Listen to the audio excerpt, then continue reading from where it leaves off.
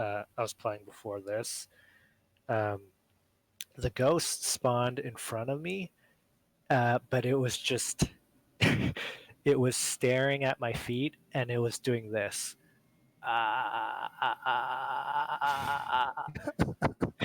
And it wouldn't move. It scared the fucking shit out of me. Yeah, that would probably do it for me too. I'd have to change my pants after that one. Yeah. So Are you playing solo or mostly with a group? No, it's a group. Nice. Yeah, I don't think I could do it. So I don't think I could do the fucking VR version. I don't know if it would be better or worse VR, honestly. I feel like it Really? would be the same. Yeah. Damn. It's very subtle in like some games you just don't even see a ghost. Mm-hmm. Well, that's the whole point, right? Like, yeah, you're psyching yourself up for what you might see, yeah, and then you're just getting jacked up. and it does seem to have different phases. So like, when it first makes contact, if it does, it'll just be moving objects around. Well, I guess depending on the ghost too. Mm-hmm. And then sometimes they'll start appearing as like shadows on the wall, or just like an outline of them. And then when they're really pissed and they want to kill you, then they'll like straight up appear as like this weird dead body. Actually, I can show you, and I'll post it in the chat.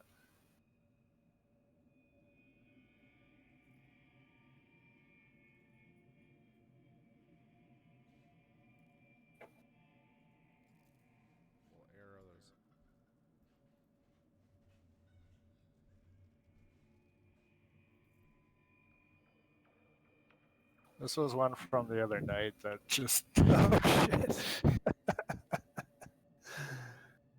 like, Yeah. I don't even know what the fuck. This was one after it killed Spencer. Well, like as soon as it killed Spencer, his body just went limp, and then I took a picture and it was standing. Oh shit. That's good. Well, hopefully they can work out the bugs. This one, like the girl went in, screamed, I took a picture, and then I just saw this on the camera. Like I didn't even see it. Oh, sometimes can you only see the ghost in the picture? Yeah, that's what I was just gonna ask. Like it appears in like different ways. That's just cool. Fucks around. They do a good job of creating the atmosphere. Like, I kind of wish they waited a while to release the game to like really like perfect the atmosphere a little bit. Well, I feel like we learned that it's a team of one. One guy's making that game? One guy's making the game, so I think he wanted to like quit his job and work on it, so he needed funding for that. So early access. Fair enough. So what game is that? Phasmophobia.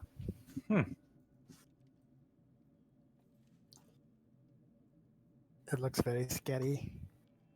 Yeah, I'm terrified.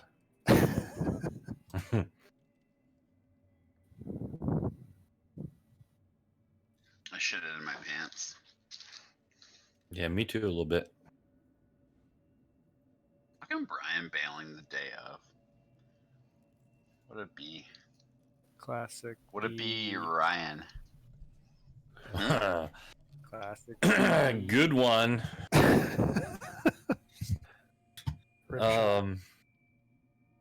So what the hell did we even do last time?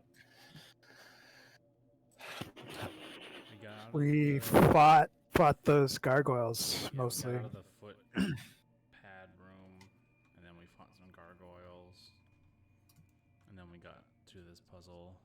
It's like crank room puzzle that we didn't figure out. Okay. And then you guys went over to the weird cage thing, right?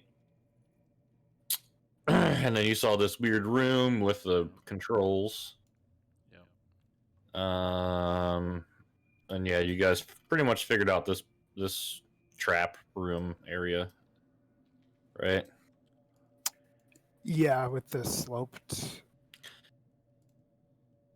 Right, sloped hallway. right. And you guys obviously found the trap. But we didn't find out what it was like protecting, right? I don't believe so. You could correct me if I'm wrong, but I don't think. Let's see, 62.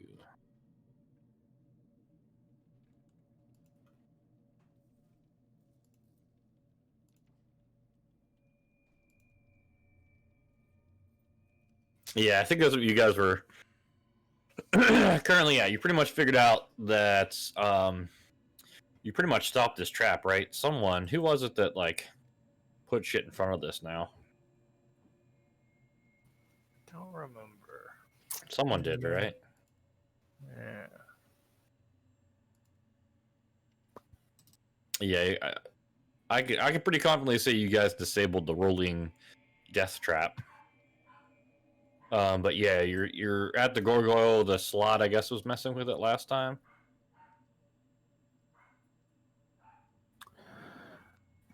Yeah, yeah, I think so. I don't remember.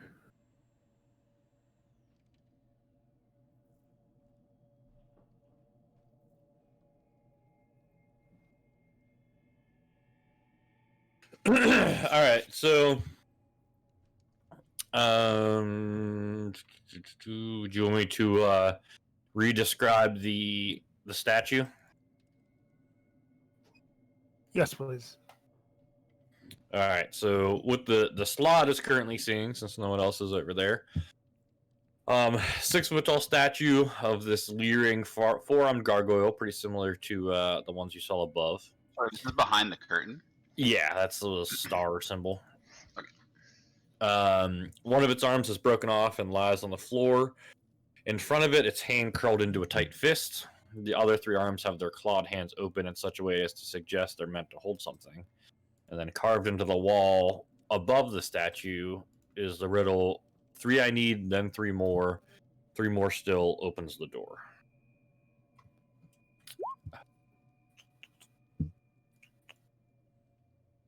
Hmm.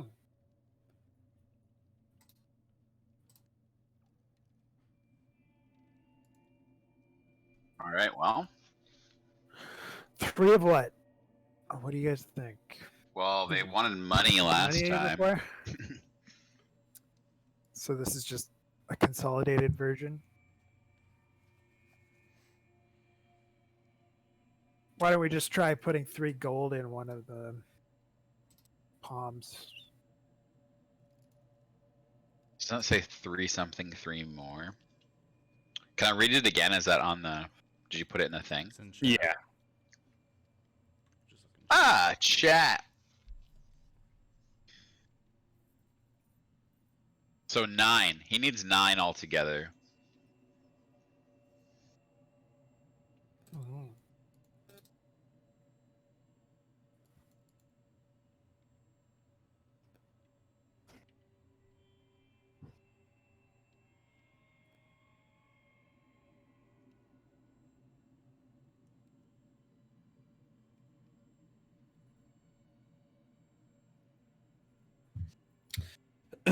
Would you like to try anything, or are we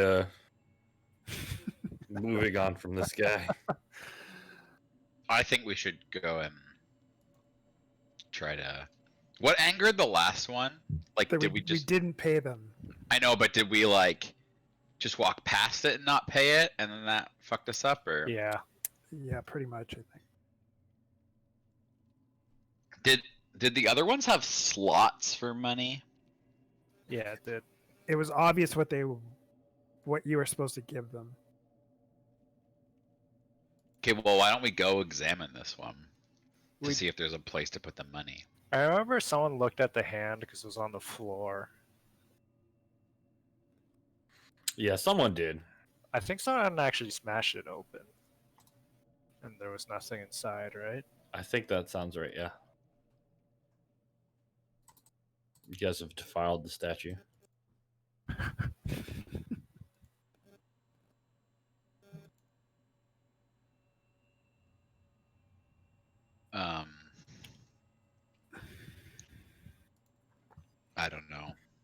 think we need to check it out. Okay. Eastwood's probably the best one for that. Okay. Yeah, I'll get a better look at the statue. All right, Eastwood saunters on in, investigating the statue. Go ahead and give me an investigation. Oh man, looks like a statue for sure.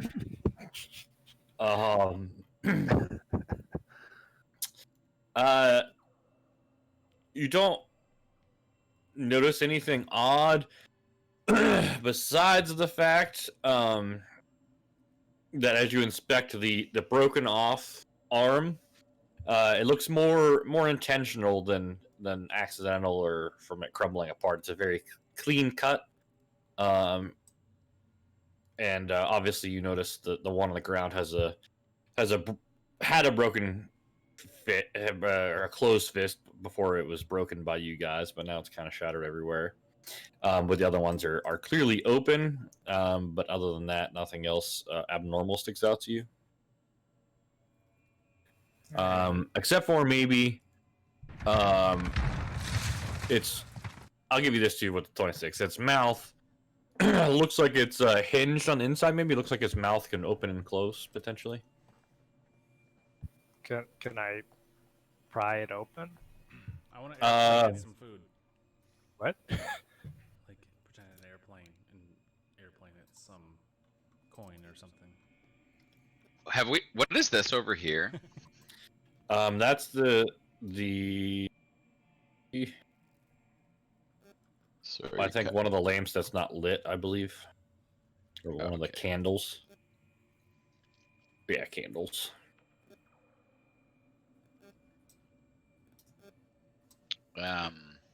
You want to try and pry it open, Eastwood? Yeah.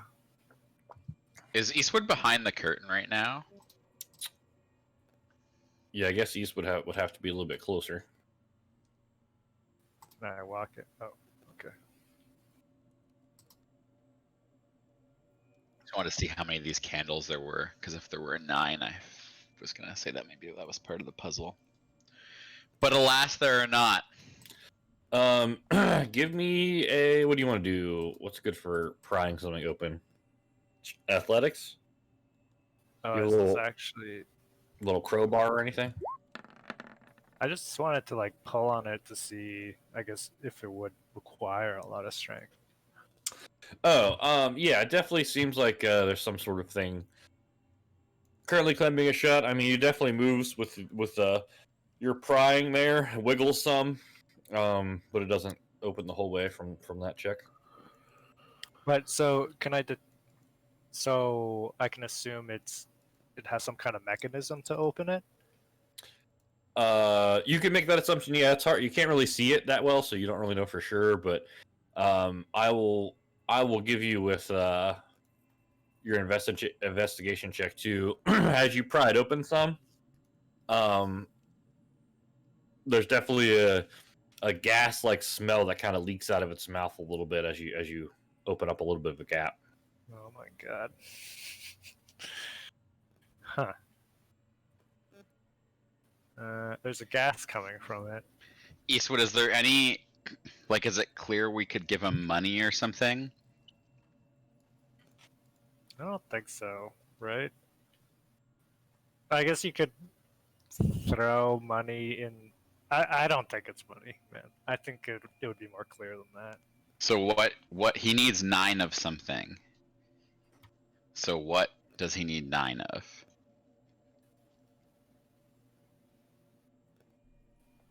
Maybe we should come back to this. Well, I need 3. I need 3, then 3 more still. So that's 9. So yeah, what does he need? Sorry if you already figured that out. I think we should come back to this, fiddle around some more. It is weird that there is one sconce out though. What do you mean by that? Like, why are the rest lit except for that one? Do we think that triggers this whole trap? You like Oh, this and it maybe. triggers the trap? Oh, I thought it was like going through the curtain. I think the curtain triggered it. We already triggered it, didn't we? Yeah, it's already triggered, and you already prevented the thing from wheeling out anymore. Does the gas smell like methane or anything explosive? Give me a. Trying to think what would be appropriate. Give me an intelligence check. Okay.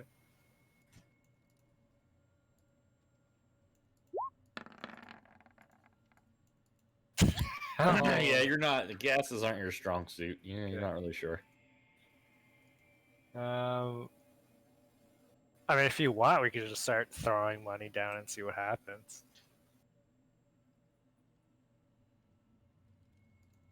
Let's try it. Maybe like into its mouth or something. Okay, I'll let you do that. Is there anything? Is there anything else we got in this dungeon that we can give it?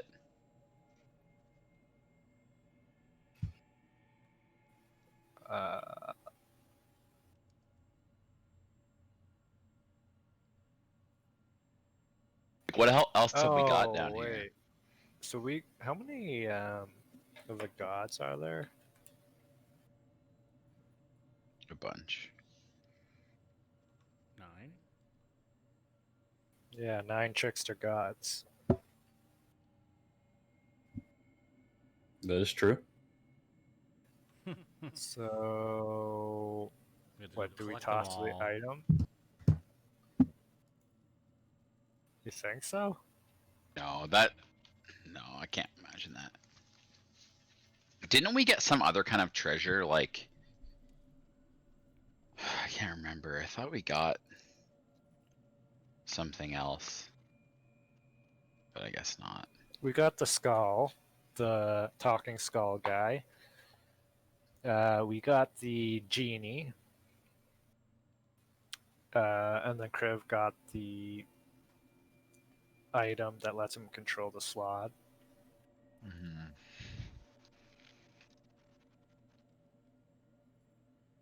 Okay, I don't know. Maybe we should look around, like for something else to. The only other thing is like that room with the controls that might shift the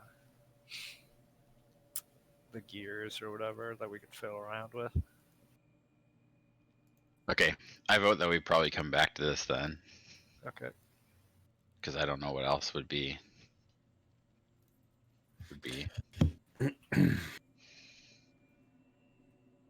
All right.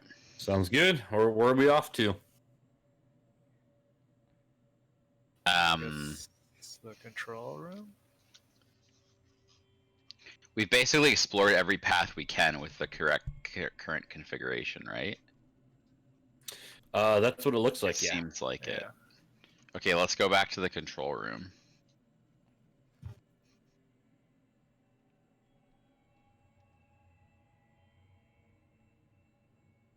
I'm going back to the control room.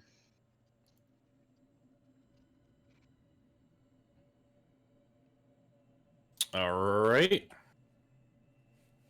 So Control handout.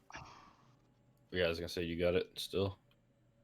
So this thing right here is the panel, right? With the switches? Yeah. Okay. Weird.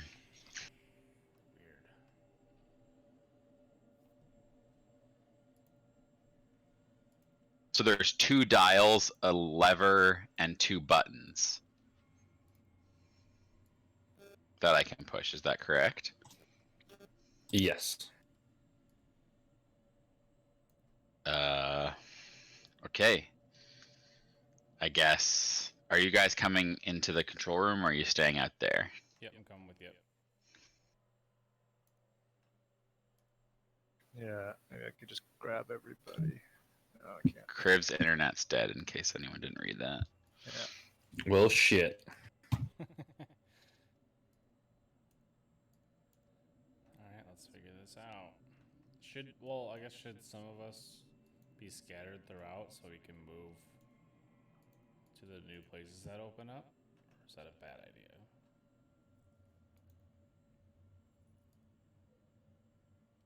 I think we need to figure out what it does. So first. So there's 5 things I can interact with on this thing, right? Yeah, so there's blue dial, blue button, gold lever, red button, red dial. Yeah, 1, 2, yeah, 5. So there's a blue dial and button, a red dial and button, and a gold lever. Okay. I'm back. What do you think we push?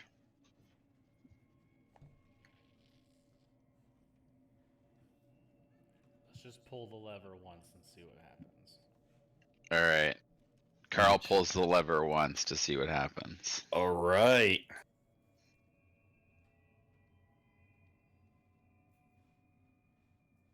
And all right.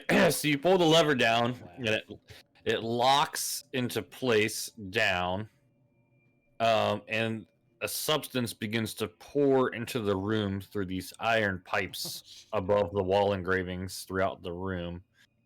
And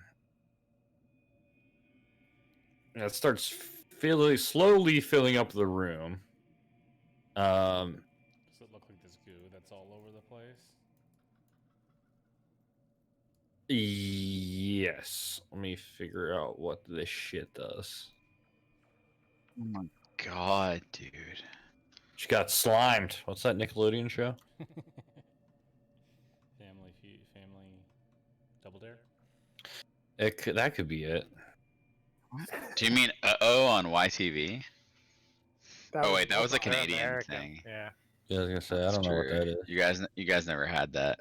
Yeah, did you have the Nickelodeon sliming? I think Basically. the YTV one was like a derivative of that. Yeah. That makes sense. Dude, I wish so much that there was a fucking search function in Roll20 on these sheets. It's such a pain in my ass.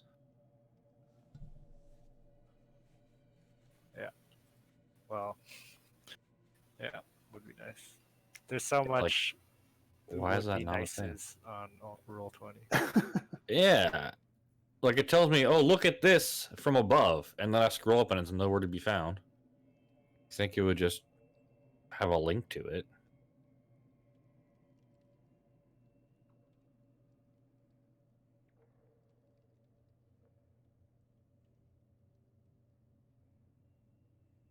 All right, what if I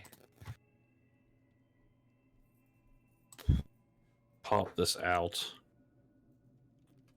There we go. I can pop it out to another window and search. All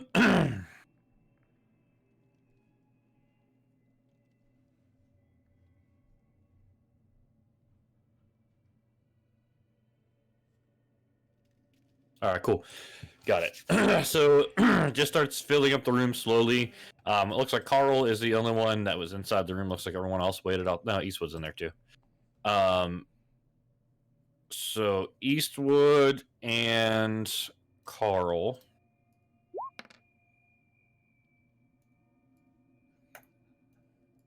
You both take 3 damage from the slime as it starts eating away at your flesh a little bit. Okay.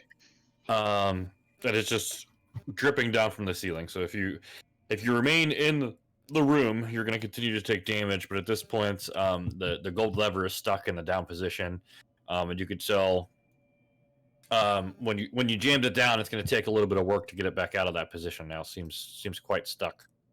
Can I actually jump onto the console? You can. I mean, it's dripping down from the ceiling. Oh. Can So I, onto it as can well. I, with the help I of thought it was over Eastwood, the pipes. try and Oh, no, force get the out. I'm getting out. lever up? Yeah. So, yeah. You guys want to take a couple seconds to try and do that? Yes. With the help of Eastwood. All right, Oh, Eastwood. okay, fine, I'll help. Eastwood's helping. That's how you handled it. No, I need help. But you're so strong. All right, give me athletics check with advantage from Eastwood helping. He has this. You know, you guys are hand on top of each other trying to push this lever back up, and you slam it back up into the position it was at before. And the slime stops dripping, although from the little time it took you to get the lever up, some more drips down on you guys. You guys take 3 more damage. God. Just want you to know that I'm very dainty. Okay, I reapproach the console. This time I'm gonna turn the blue lever. Turn the blue dial. Turn the blue dial. Blue dial. Blue dial. Left or right? I will turn it right. All right. So as you turn it, the crystal in configuration 3 is illuminated. So I would use the handout for sure. So you see the picture where it says a 3. And ironically, that's the one that's lit up right now on the picture. Oh, so that was not illuminated before? Correct. Oh, I did not realize that. Oh. Okay. Okay, so that's all that happened? Hold on one sec. Oh no, you're right. You're right. So currently the crystal number 3 is lit, so that is correct in the picture. So you went right. Yeah. That's correct. Okay, so so the crystal on number 3 goes out, number 4 goes on, and when you release the dial, you notice it pops back to the center position, but the crystal on 4 remains lit. So the dial. Okay, so let me crank the dial one more time to the right. So it moves the lit crystal to configuration 5. Okay, now I crank the the blue dial to the left. It jumps back to number 4. Okay, now I move the red dial to the right. All right, so red dial.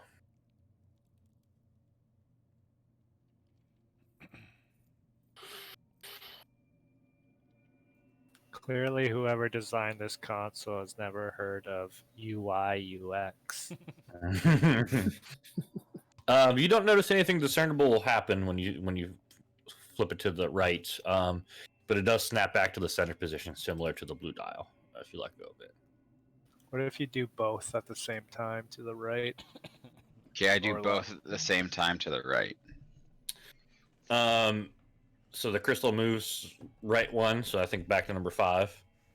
And the red dial again doesn't seem to have any discernible effect. Okay, I'm going to move the blue dial to the left twice so that the crystal 3 is eliminated. Okay. I'm gonna push the blue button. Blue button. So as you press the blue button, you hear a bunch of racket from out in this underground lake thing, but it ends quickly as if there's no necessary work that needs to be done. It ends quickly as if no necessary work has to be done. Yeah, you hear, like, when you press the button, like, stuff starts moving. You hear a bunch of mechanical stuff, but it only goes for like a second or two. Like, it's, like, starts up and then just stops. Like, I think Like- we told the system to go to 3, even though it's already on 3. So it's like, oh, we're starting. Oh, no, we're already here. Okay, I'm gonna push the red button. Okay.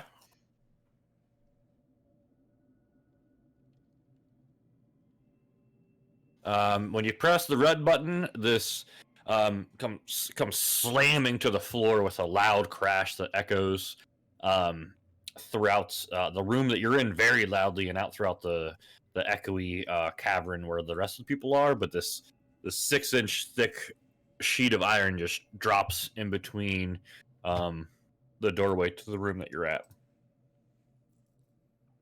So the red button, like put a A door. door here. Yeah, a big sheet of iron just right in front of that. So Troway and Kriv and Has. are outside. Correct. The fuck Okay, happened? I'll push the red button again. So while the wall is down, you click the button. It has no effect. Okay, interesting. Very Can interesting. can I shout? I'm gonna shout at Haz, and can he hear me? Or she hear me? Yeah, if you yell loud enough, they're pretty close. Yeah. Can you guys check to see if any other doors appeared, like in the other rooms? I'll go into here and see if anything changed from what I remember. Okay. So far, everything looks the same to you. No changes. Okay, I'll move into this room, like near this podium thing. There's like a rusty sprinkler or something, right? Yep. Again, the room seems to be identical to when you were in it before. Okay, I just yell back to Troway to tell him nothing seems to have changed.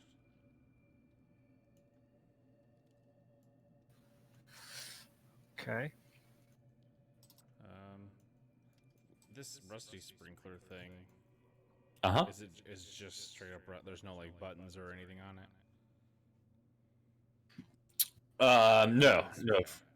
Yeah, there's no discernible way to activate it. I'm just wondering if that lever is gonna open the door, or if it's gonna pump the gas in here again. I think it's safe to assume it'll pump the gas in again. Although, I wonder if like the configuration, like, because we were on configurations. Actually, I have no idea. What the fuck am I saying? I don't know. I just feel like the puzzle is probably simpler than we think it is, based on like what we've kind of seen. Well, I say give it a try, but do you have a shield or something so we don't get sprayed with acid? Because, like I said, I am very dainty. And even I a do have- small amount of damage is a lot to me. I do have a shield. Okay, I Okay. pull out my shield and Eastwood can hide under it. Yeah, and then maybe you should retreat into your shell. I can't retreat into my shell if I. Okay, Okay, I pull the lever down and then I retreat into my shell. Okay. So you said which lever? What color? The Or no, the gold lever. lever. The gold lever. Gotcha. So when you pull the gold lever, same thing happens. Slime starts pouring from the ceiling. I'll give you the shell. That's fine with me. But Eastwood, you take 6 damage. Been under my shield? No, I said you're fine. Yeah, but I gave my shield to Eastwood to hide under. Oh, I didn't hear that part. Yeah, that's fine. I mean, if it continues to go and starts filling up the floor, you guys will have some problems. But so far, it's just kind of, eating through the shield a little bit, not great in your shell, but not doing any damage to you thus far. Yeah, I'm gonna pop out of my shell and try and push the lever back up. All right, give me an athletics. Guys, this ghost lantern we have in our inventory, do we still have it? Yep, Someone does. I do. Okay. Was Eastwood helping you? Just a mage hand. Yeah, Eastwood was helping me, yeah. right? Yeah, I'll help. Yeah. Yeah. Okay. So you throw the lever back up. The slime pipes close back up and stop dripping. Okay, I want to turn the red dial again to the right.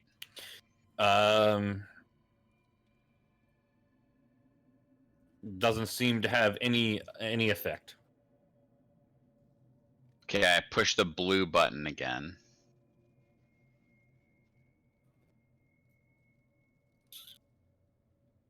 Blue button.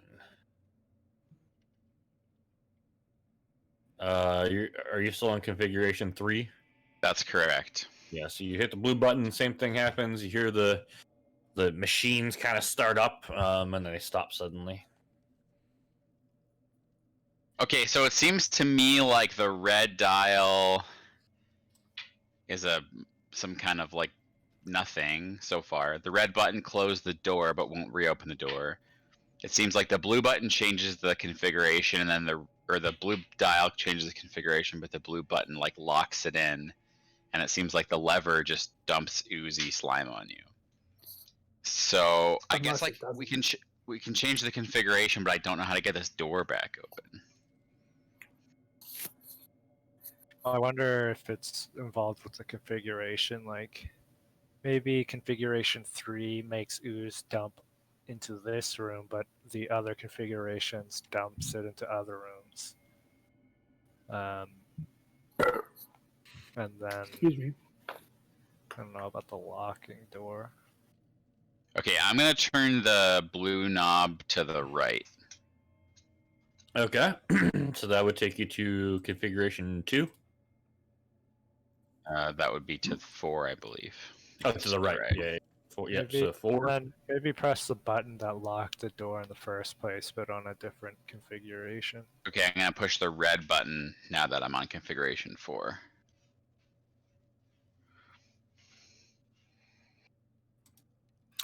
Red button does nothing. I'm gonna push the blue button.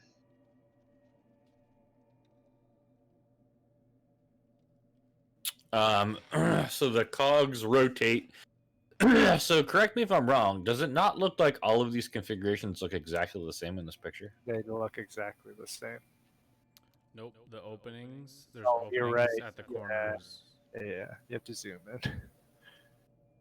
Yeah, it's really hard to see, but the way Oh, the direction in which the openings, and there are these that are really hard to see, like a star, 2 wavy lines. Yeah, what the fuck no. is the star? What is that? All right, so someone needs to help me while I do this. So, configuration 4, where is the opening on the leftmost cog? Where are the openings? Like 11 o'clock and 7 o'clock. Was this the military? Also, it's north, Imagine it's a clock. northwest, and southwest-ish. Yep. Oh god. Yep, that's right. Oh, that's like a thing that you can rotate. Okay, weird. Yeah, does that like actually work? Kind of. Yeah, that's right. It kind of looks weird on the map now, right? But So the middle one is wrong. yeah, I don't think that like really worked. It worked. The left one was right. Yeah, but like if I do this, all right, hold on. Let me do it again. Then like the other ones move. Oh. You know what I mean? Maybe you have to like spin it multiple rotations. Ooh. Oh god. holy fuck. Hold on. Wow. What the hell, dude? Yeah, how's that supposed to work?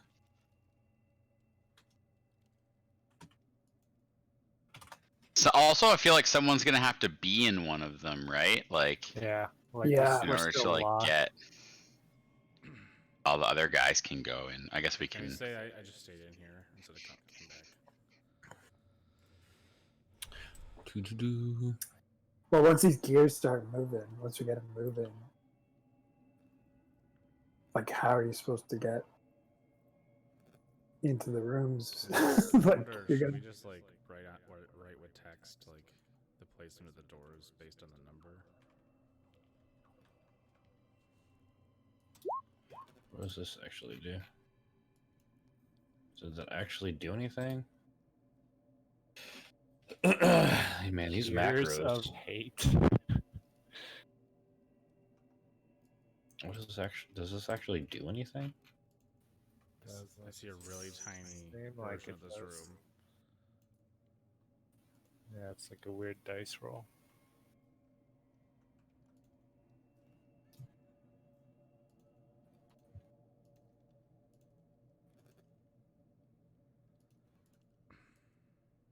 What did you press that locked the door? The lever or the red button. The red button.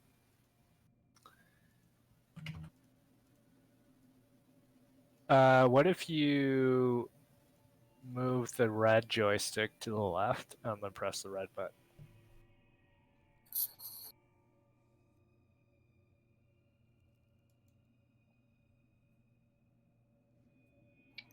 Okay, so I moved the what joystick? Like the red the dial. The red dial to the left and then the red button. Like maybe it's like the direction it points to closes and opens doors. Okay, I do what he said. Sorry, I was trying to figure this out. What'd you say? So I What moved the happened? I moved the dial on the right, or the red dial to the left, and then I pushed the red button. Okay.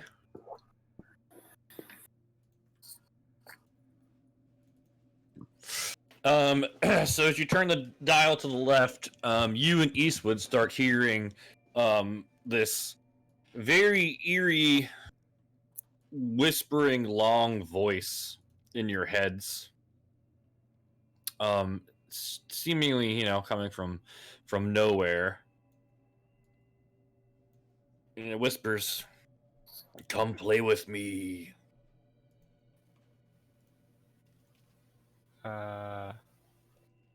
Did you hear that, Eastwood?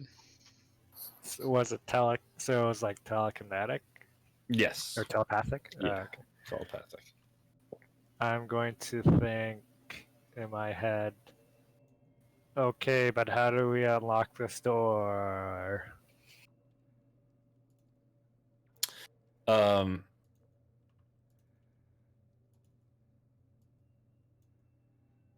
Let's see.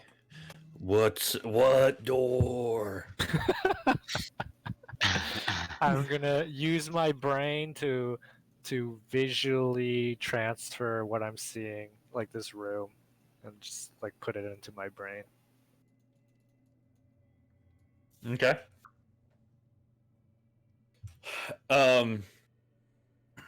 It goes, yes. Door. Oh, great. In my head, I think, man, I wish all these spirits and monsters in this dungeon weren't so stupid. And then it thinks back. Same. That's pretty good. I don't think it's that fish thing. It seems like it gets angry when you call it a fish thing. Oh. But back to the door, he says, must wait. Oh, like maybe there's a timer? Only time open the door. Okay, great. You're welcome. Thanks. We'll come play later. Okay. He's very friendly. We should definitely go find find it and play with it. So is Has is in the middle one right now? Yep. Okay, I'm gonna turn it. Fucking let me look at the handout again. I'm gonna turn the blue dial to. Are we on 4 right now? Yeah, I'm you're gonna turn currently it- on 4. I'm gonna turn it 3 times to the left so that gem number 1 is lit up, Okay. and then I'm gonna push the blue button. Okay, so gem 1. Oh god, this is so confusing. So that would be.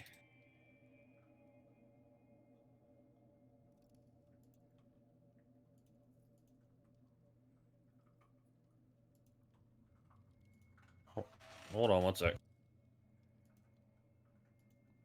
Sure.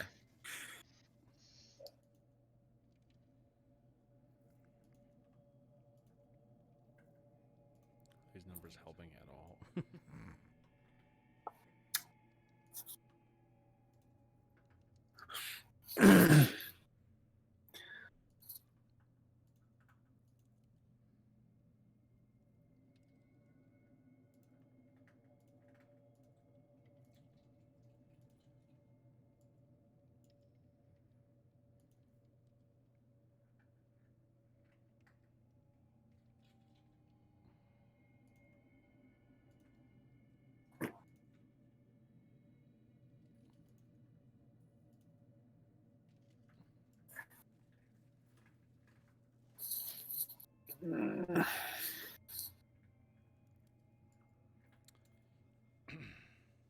Hopefully those numbers help. I don't know if they do, but It's something. An attempt was made.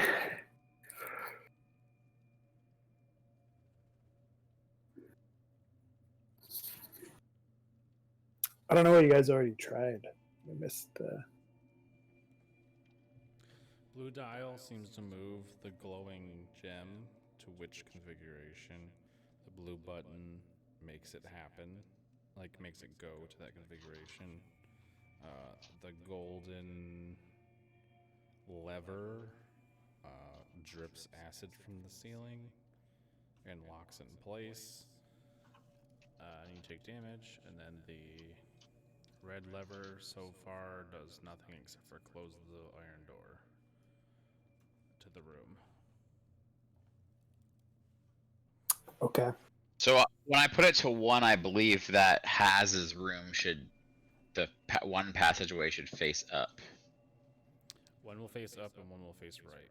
You see the numbers that I put on the map? Mm-hmm. So I'm trying to just show, like, in configuration 1, the doors will be at the ones. I got you.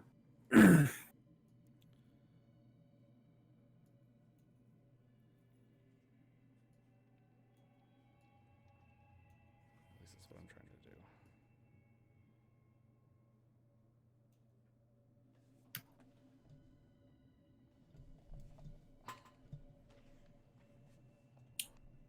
So I wonder if we need to send some. Did we already try sending somebody through to the rightmost? No, that's what we're doing right now. Pentagon? He's going to That's what rotate we'll it do. to... Okay. Yeah, 1 up and 1 right, so then Haz can check out the top and the Okay. rightmost things. Gotcha.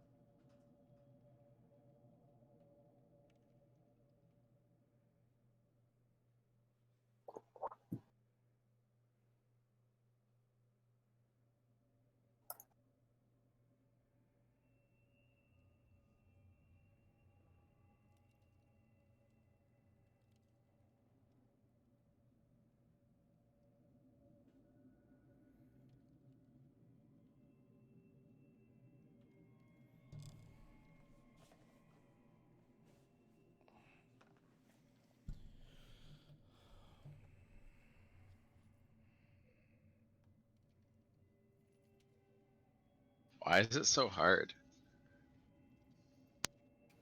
Yeah. Like, why did they build this shit so janky?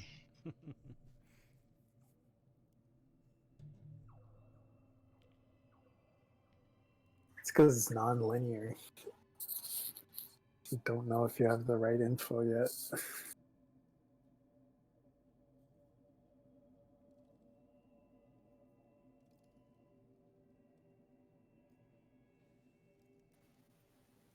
Yeah.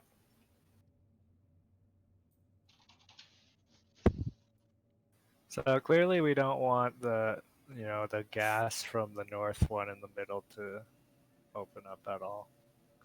Especially with Has inside. The gas? The Mhm. north of you. I mean, this. I feel like what I'm in right now is vegetation. Oh. Because that would make sense with like this rusty sprinkler, right? Like it waters this room, and it looks like the same stuff that's up here. Right. So I think Oh, okay. this up here is supposed to be meant for like going from configuration. Oh, Having like access yeah, from- yeah. As you move people or something like that. Yeah. I wonder if the red dial is a timer of some sort. So like, because the person in the control room is gonna have to get with us over to the right side somehow. Right. So like, you move the dial to the right and you hit the red button 3 times, and that says, okay, 3 minutes until it moves or something. I don't know. I know, but like, why does it have to be so complicated? Right? Yeah. I mean, It's like, Once we know the mechanic of it, it'll probably be pretty simple. That's I think Eric's right. It's probably a lot less complicated than we think. well, it's only complicated because they're like it's the same. Both buttons are the same, but they have completely different functions. And if one is Mhm. set to a time, then it's like that's really dumb.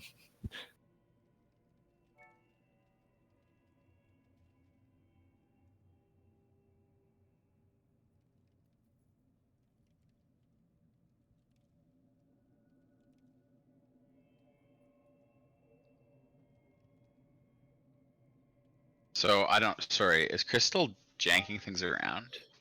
His daughter woke up. Just putting her back to bed. Oh, I totally. Oh, okay. That's in the chat. I was gonna say I just totally missed that. hell, Dexter's coming back for a special 10-episode series. What That is? guy's career is Dexter. tanking. What? So Michael weird. C. Hall is involved. Isn't he supposed to be dead? No, remember at the very end of the series, spoilers, he was like a lumberjack. Oh right. Okay, I Everyone forgot that he was a tries to hide lumberjack. becomes a lumberjack. The one Yeah. serial killer lady and his son Harrison like went to Cuba, and then it looked like he was like in Vermont or some shit, and like in some shack dressed as a lumberjack. I'd watch that.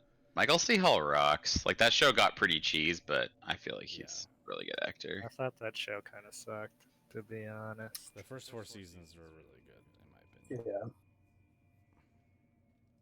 I like the rest of it too.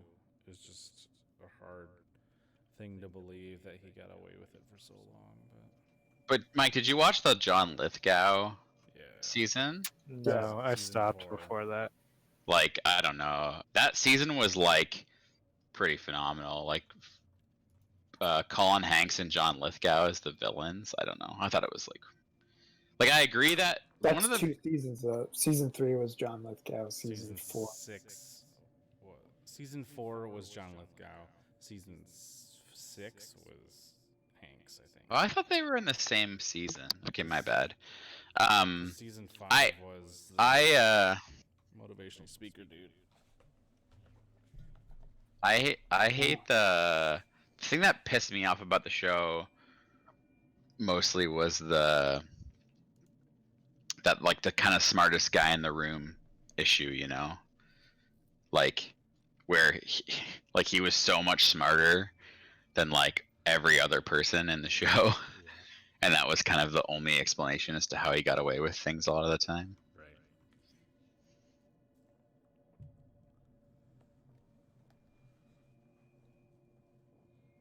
Right. I hated all Surprise, the side motherfucker. characters. Yeah, especially that guy.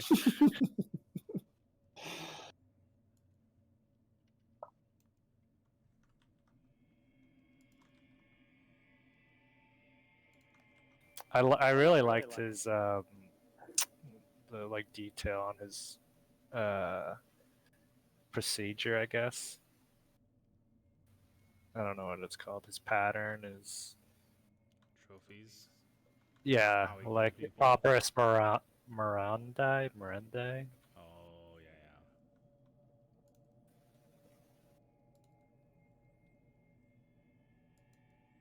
Yeah, I just thought it was an interesting take on like a serial killer. Like he just tries to only kill bad people. Serial killer. Yeah. Yeah, I think I made it to season 6. Then I probably started watching Game of Thrones. And do you regret that decision? A little bit.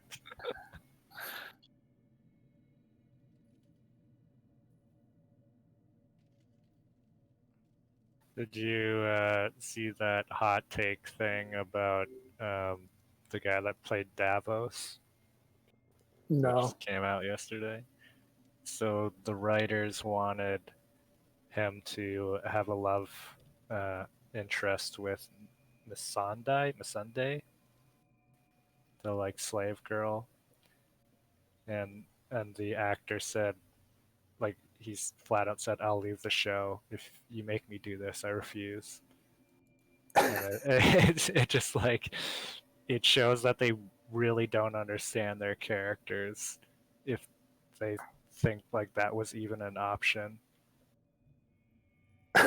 He said he didn't want to do it like based on that it would be dumb for the story. Yeah, Davos is like George R.R. Martin has straight up said Davos is the most moral character in the entire show. Like he would never do anything against his wife or his own code or that kind of thing. Yeah, he was the knight. He was the Onion Knight. Yeah, he was the one who like looked out for Daenerys. No. No, that's which one is it? Onion Knight. He's the one that was with the Baratheon guy and like had a relationship with the daughter, who eventually got burned at the stake. She was the one who. Oh yeah. Okay. He's like 60, and then Miss Sunday Yeah. is like 20, Yeah, that does make sense. and they have no scenes together. And yeah, it just goes against like Davos's Thank you. character and like the kind of point of him. Yeah, he's like the most moral guy there was.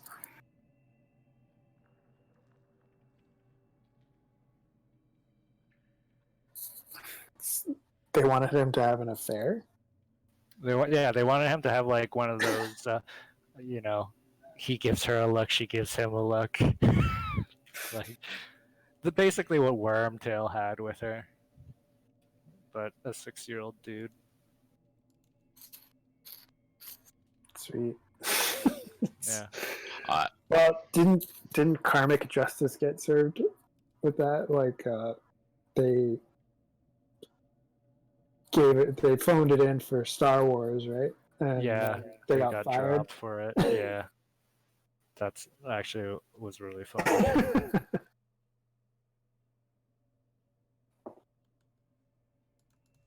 Always do your diligence, boys.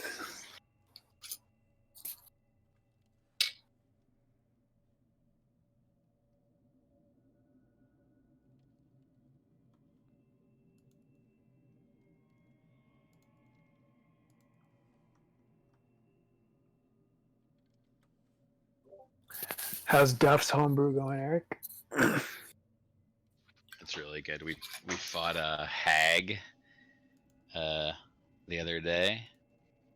We're in a city now, and we're like kind of doing this work for like criminal organization, and they run like a lot of they run the drugs. There's this drug Duff invented called Slumber Flower, and so they run the drug trade and then the sex trafficking or like sex work trade. And so we were at this brothel and we were trying to interrogate this gay sex worker named Putty Boy.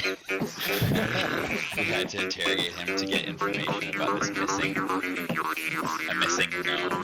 and the gnome is like a frequent customer of Putty Boy.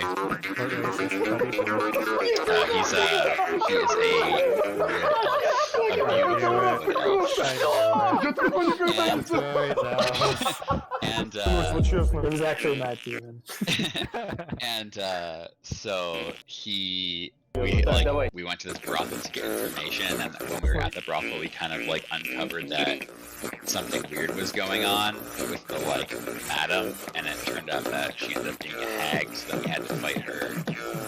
And yeah, that was the last session. It was absolutely like I'm actually blown away by how much detail he has put into the stories and the background and everything, and like he's creating so much lore and world. Like I really hope he actually writes it in like a campaign that someone else could run at some point, because I feel like it's that detailed. I don't know if I've played like enough campaigns to know if it's like amazing or anything, but I'm enjoying it a lot. But like I think it's really good, but I'm kind of biased just because I haven't played enough campaigns. But there hasn't been like a ton of puzzles or anything yet. It's definitely more like way more like RPG, like talking to characters, kind of like solving more mystery kind of stuff, like going around talking to people, collecting clues, solving mysteries, and then fighting. And it's a little bit more on rails than I think I'm used to, but I'm enjoying it because it's like the story content's really rich and like creative and unique, so it's pretty cool. That's and he's kind of really why I wanted to do Dragon Heist, because it's like in similar vein of like mostly just RP and discovering shit. Yeah, Definitely. that's pretty cool. Yeah, there's like a lot of funny characters in this one, and like yeah, no, the hag was pretty good. What other kind of battles have we got in? Just like fought like a bunch of soldiers, some different kinds of like animals, some we had to fight these goblins, and then we didn't have to fight them, but one of our party members just like got trigger happy and just immediately killed one, even though they weren't being hostile. And then later we had to go like to the goblins' like home area, to their base, and we were immediately greeted by that dead goblin's mom. And then there was this whole part of like extreme guilt. And but like Duff like made up a whole religion for the goblins, and like so it was like the goblins were like a total like side quest that we could have totally not even hit if we had have like just taken like a left instead of a right kind of thing. And there's like a whole like religion aspect to it, and they like worship a giant condor. And like like I don't know, he's put a lot of detail into the like lore, and I feel bad because I feel like a lot of it we're just missing by circumstance of like not getting to that part. I guess That's pretty natural. Yeah, That's the nature of the beast. Yeah, totally. But yeah, it's been pretty wild. He made a blog that like details every session, so the story has been so far. That's cool. It's the readers. It's the guys who read a lot of books that seem to be good at those. Yeah, I mean, I liken it D&D for me is like just real-time storytelling. You're just crafting a story with other people. Totally. I have had my brother and I played with my brother-in-law as a DM, and he's super railroady, and I hated it. We're in the wild now. So it just mean like they're just very linear. Yeah, like yeah. Just making sure. I think, yeah, I don't know. I guess it's hard to say because I feel like it definitely has railroady parts, but not like, it's not crazy railroady. I just think it's like, I don't know how to describe Hey, it. here's Lililu, and this is my He little probably mouse only hut, has so Boogie. much content that he can produce, right? Yeah. Like he's basically has like a He's main, homebrewing it, he has right? a main story plot like thing, and that's very much on rails. Like how we get to that and at what pace we do is kind of like up to us based on how things go and how much we meander. But there's no way that we're not. Hey, my Like, little life doing addicts, that. I'm So like Lililu, I'll and give you a good welcome, example. Like we were in the town and we left this and like welcome pub, to my channel. and I'm a modern chef. when I was like when we were walking down the street, I noticed a dead drop because I'm a rogue, and like I noticed a thieves can't dead drop, and it was only me who noticed it, and I was able to like grab it and read it without anyone seeing, and it was like basically the kind of mob boss woman being like, hey, like we need to talk to you right away. And I decided not to share that with the party at that time, and I wanted to like just let it sit for a bit because we were like going to go do something else. But clearly Duff wanted like that to happen next, so like 5 minutes later, like her goons came and found us, kind of thing. You know what I mean? So like it was a bit railroady in that sense that like we were gonna go do something else, but he really needed like thought for the like progression Yeah. of the story that we needed to go and talk to this woman first. And then once we did, it kind of did make sense, and we were able to go and like do the other thing still. But yeah, so I don't really know how railroady that is overall, but like we were still able to pick, like he made this whole map of the continent, and we were able to go to anywhere we wanted to go, you know, like so we didn't have to go to the city that we're in now first. We could have went to a different city, but Yeah. I'm back. Cool. Sorry, of course, my wife went over to her sister's, and of course, my daughter wakes up, so I had to get her back to sleep. It's fine. But on the plus side, I was Googling while I was rocking her, and I think I figured out how to switch this map. So what are we on, number 4? Is what you were switching it to? Yep. Ah. That look right? Four Hold on. and Yes, it does. I may have messed up my numbers. Oh yeah, that's right. Oh, that's right. 4, 4, yeah.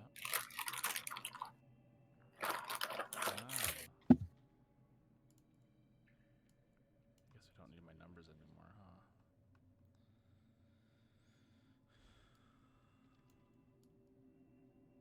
Okay, so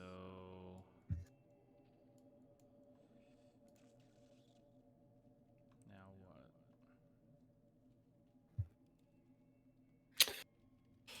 what? So you were in the middle one when it turned? Yes. Alright, cool. Looks like Kriv is in the left one.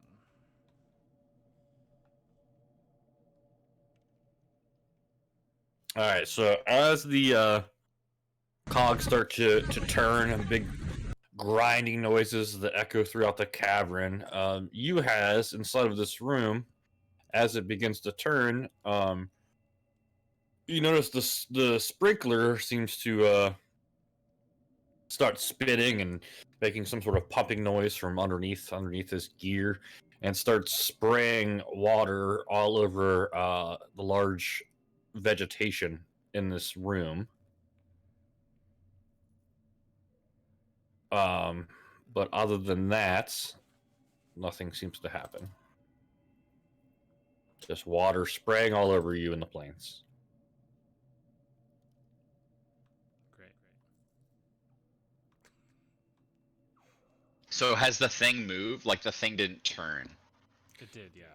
Yeah, it did. See, look, here's the doors for 4.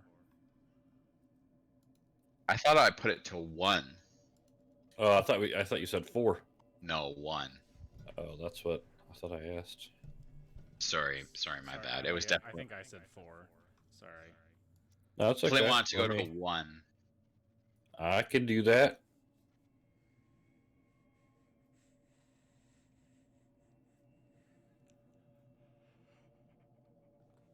Boop.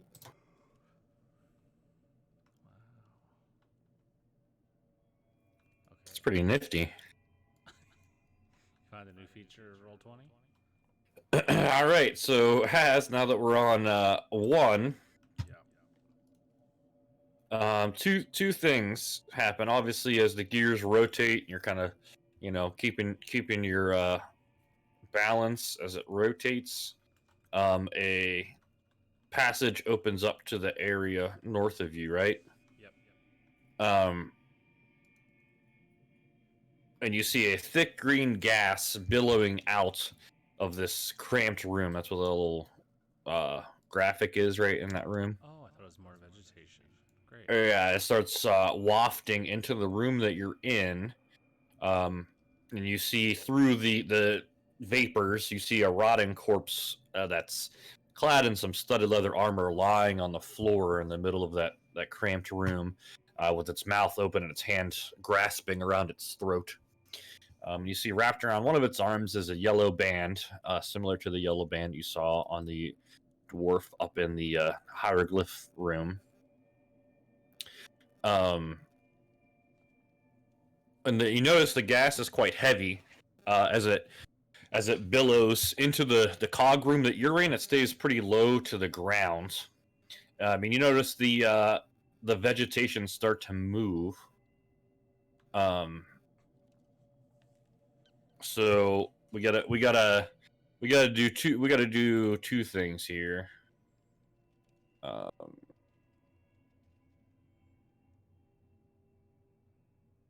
Okay.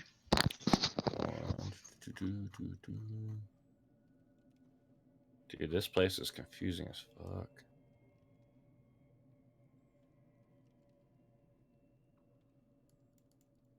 Okay.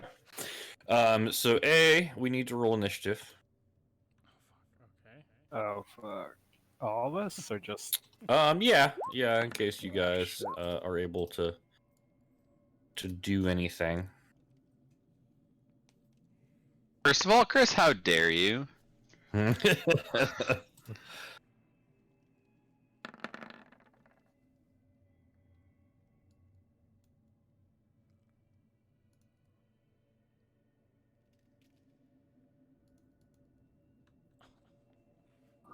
Hold on. Oh, all right. There we go.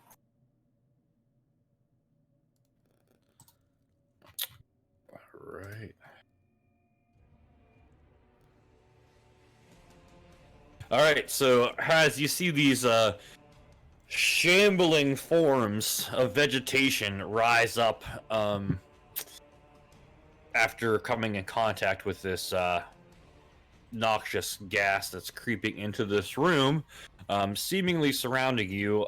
Eastwood, you're up, but obviously you don't really know that anything is happening at this point. Nor does anyone else really. But would Eastwood like to? What would Eastwood be doing right now? I guess I'd be trying to figure out the controls. I don't know if there's anything I could do for that. Like the timer on the door. If the controls are related to a timer on the door. Okay. Give me a flat intelligence check. So you'll spend your turn checking over controls to see if you're missing anything. Okay. I mean, yeah, you spend your 6 seconds of your turn looking over the panel, checking over the stuff, thinking about all the stuff Carl's been doing so far. and you can't come up with any way, any obvious way to open this door. Right. And then Haz, you were up, obviously, now surrounded by these mounds. What would Haz do? I'm gonna scream as loud as I can to Kriv because I know he's in the other cog to tell them to rotate it again, and then Okay. I'm gonna fucking disengage and get into this room. So, if I scream out, all right, I'll just try Not it. your turn yet, but Well, yeah, it's not your turn yet, but yes, I'm just talking. I'm not. Oh, I shouldn't have moved. Sorry. right. I basically I just wanted you to know that something's wrong and for them to do something about it. Gotcha. I don't know. Well, I'll try- I don't know if you can hear me or not, but I would say so. I mean, yeah, I think it's fine that he's not that far away. He would be able Okay, to hear so that. I'm just gonna try screaming from where I'm at. Sorry, I wasn't thinking. You're and- good. See if they can hear me. Yep. Yeah, we can do that in 2 turns here.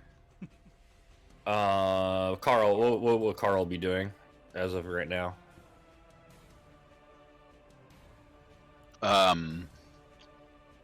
I guess. I mean, Eastwood can Misty step out of the room, right? No. I have to be able to You see can't. the location, and if it's an iron door, can't. Okay.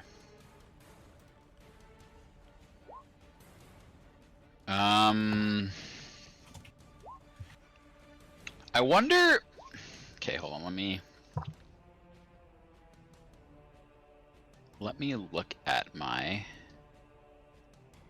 spiritual weapon. Do you know if there are any rules about spiritual weapon? If I have to be able to like see where it goes, or can I just control it, like even if it's out of my line of sight? Just reading it Let's now. see. Here, I'll pop it in the chat.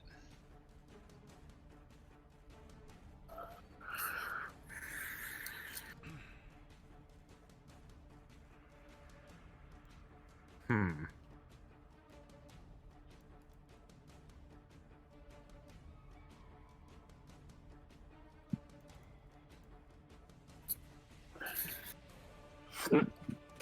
Yeah, it doesn't specifically say anything.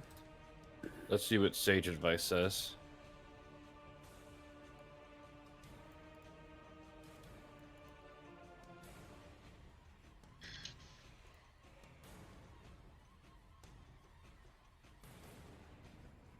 Yeah, Jeremy Crawford says the spell doesn't require you to see its target, but it follows the normal rules for attacking a target you can't see. So meaning similar to an invisible creature in this instance, would mechanically. So yes, you could attack a creature that you cannot physically see, but it would have disadvantage. So, can it go through an iron door? Since it's a spectral weapon. Yes, it is capable of moving through objects. Okay, so I could basically make it and try and get it to here, and I could fight with it, and that would be okay. Yes. Because I don't think it specifies a range on it as well, right? Well, there is a range of 60 feet, but I don't know if that's the range in which I can cast it at or I use it at. But yeah, I would consider that the maximum range with it which it could operate from you. Oh, so I can't do that. Okay, well, I mean, you also don't even know they're fighting something. that's true. unless he heard me. But I thought you just said turn the thing. Well, I screamed and then said turn the thing. Yeah, Carl Yeah. will definitely be able to hear you from there. Okay. But he would definitely hear Kriv once Kriv yells over at him. Okay, so they've told me to turn the thing. Not quite yet. Crib is about to go here shortly. So I haven't heard anything from them yet. Correct. Oh, okay. If you would just like, I mean, technically you don't know, but I mean, if you'd like, you could just, you know, delay your turn already in action to use the control panel, just waiting to see what's going on. I mean, that's probably realistic that Carl will be waiting to make some changes to it, depending on what happens. Okay, with I'm gonna cast Healing Word on Eastwood. Okay. Oh, nice. Nice. 10. Holy shit. And then I'm gonna ready my action to use the control panel, should I be required to do so. All right. For whatever reason that might be. Is Healing Word a cantrip? No. I It's a don't bonus think action. you should heal me at all. But Why? okay, it's too late. Because it was only 6 HP. All right, it has. So this thing shambles after you very slowly, and it gets to here. Unfortunately, with it being a small opening, it would have to squeeze at half speed, but it has no more left. So it reaches this and puts its like viney arms and smacking, trying to pull itself through this towards you, but it's unable to get to you this turn. And then Kriv. I'm gonna come up as close to the door as I can and relay Haz's message to them, screaming it. Okay. So, where is oh, we don't have Troe's initiative on here. Oh yeah. He'd probably be eating something anyway. Yeah, 21 in case we need it. Okay, yeah. So, I will say that's fine. Even if Troe has to relay the information slightly, if Carl can't hear it behind the door. So Carl, you hear Kriv yelling to rotate the rooms. Is that what Kriv said? Yes. So I don't know how they've asked me to rotate the rooms, so I'm gonna just assume that we're gonna go back to our previous config. Are you yelling that at me? No, Can I because hear you I say can't, that? because it's not my turn. So I just hear Right. you yell that. I didn't know you couldn't have a conversation during battle. Wait, well, what does the DM say? I guess it makes sense that you Am I allowed to ask him a clarifying question at this stage? If we all feel like you realistically could have this back and forth within the 6-second amount of a turn.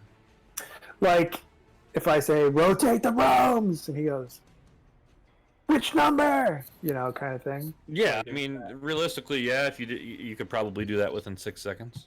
Okay, so I yell which number?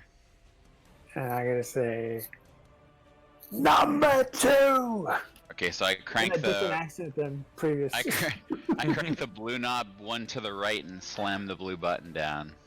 All right, a bunch of grinding happens, and the rooms rotate on their cogs again. I'm gonna move this guy back a little bit, I guess, inside the room. All right, so Haz, you were now inside of this strange room, which I'll read you the description here in a second. I think everything else is the same. You can kind of hear the shambling mounds inside this room smashing against the walls, trying to escape, but they settle down after a couple seconds of not having anything to attack and kill. And then let's do. I'll read you the description for that area has.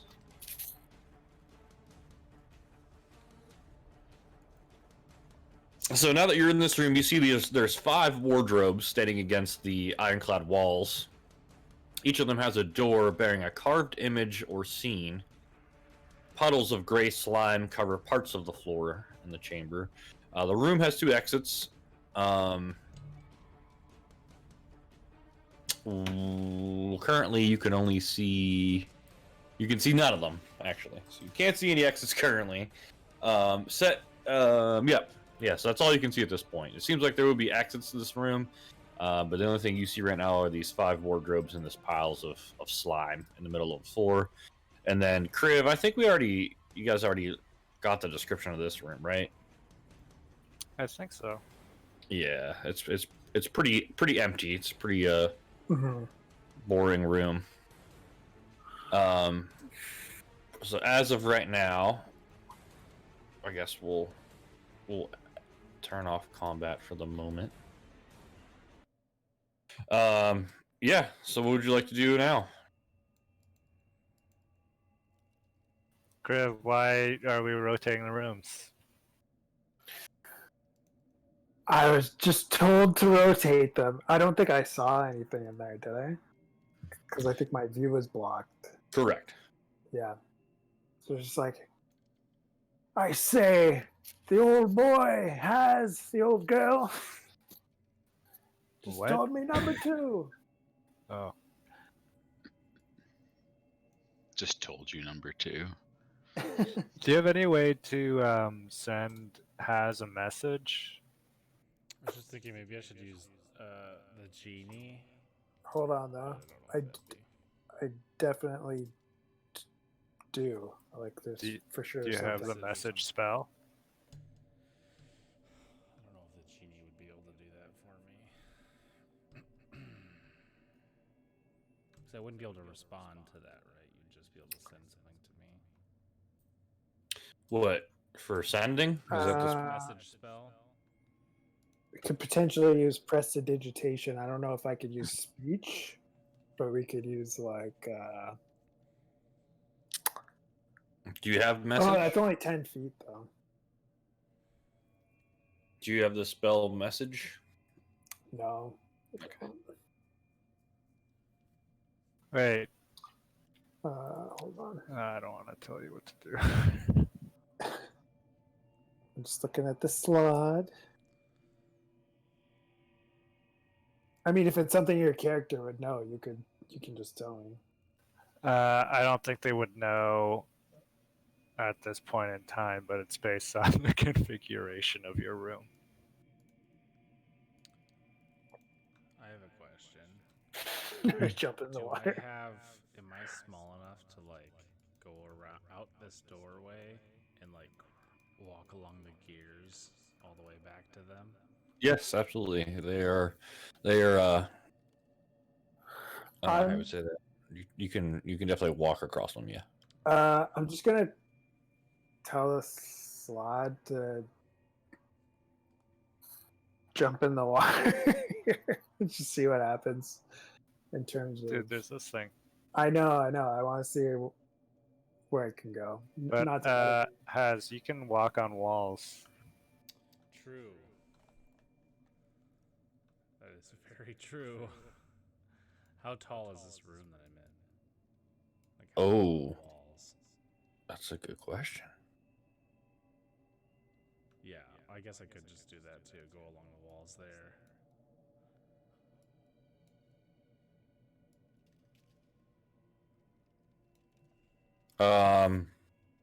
Pretty tall, 80 to 100 feet, depending on the section. Oh, damn. Wow. Alright. Well, okay. So I guess did they turn it yet? They did not. So let me do the slot. So the slot goes in the water, and the weird creature comes swirling through the dark of the water underneath the cogs. Yeah, we did turn And seems to be kind of just caressing the slot with its long tentacle appendages. And you assume it's talking telepathically to the slot, but you can't hear what it's saying to the slot, obviously. right. Okay. But they seem to be in conversation. They keep on, the slot's like tilting its head, like listening to the creature. Do I have telepathy with the slot? You do, yes. So I just say, relay the info, Slod. Sure. Let me. Well, let's just say whenever they're finished talking, I call the slot like back up if we're not in an initiative. Then if you can do that, Gotcha. So you just send him like, "Hey, come back up here after you're done with that yeah. thing." But, Gotcha. I'm gonna make my way along this path on the walls. Perfect. So I'm back in this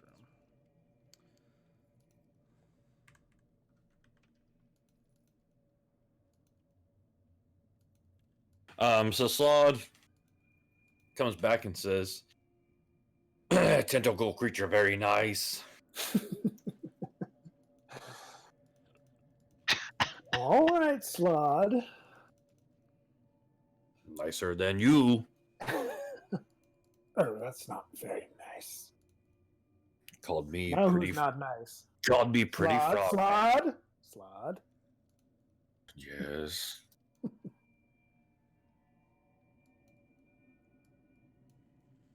Did you say Slod, called- Slod always being sent out first to traps. Slod no happy.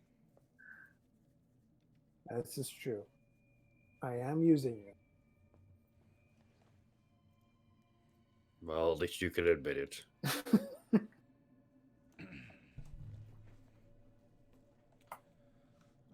so I'm back in this room.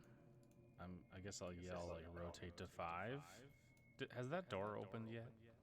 Do we know? The amount of time has not quite elapsed. No. I guess I'll just yell to them rotate to 5. So at least we don't have to yell anymore. Adorable sea monster says he help.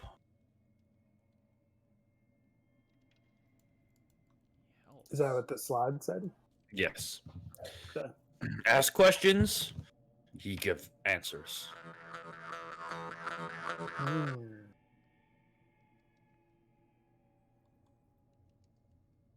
All right, I'll just relay that info to everybody.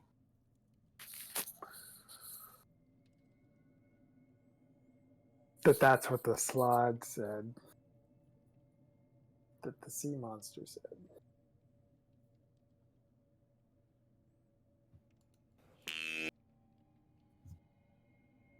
Well, what do you want to ask it?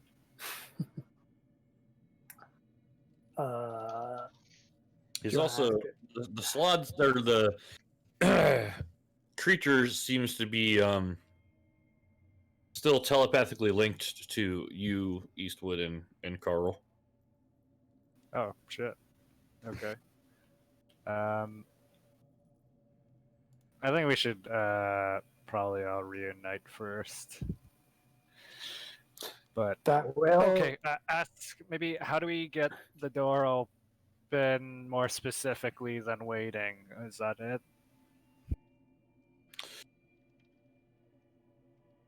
Door open when time is up.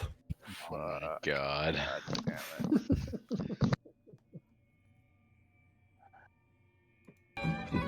it. Such little patience, little humans. What does the red knob do on this control panel?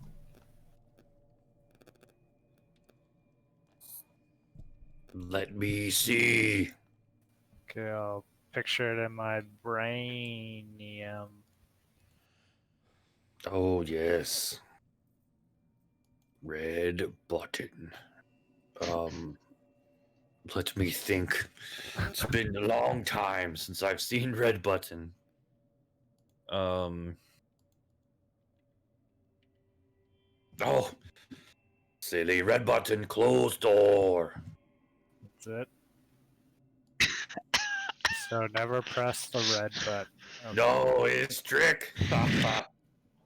Why are you helping us? Very bored. Been here long time. What? So what? What do you want most? Are you looking for food or are you looking for fun? How can we help you?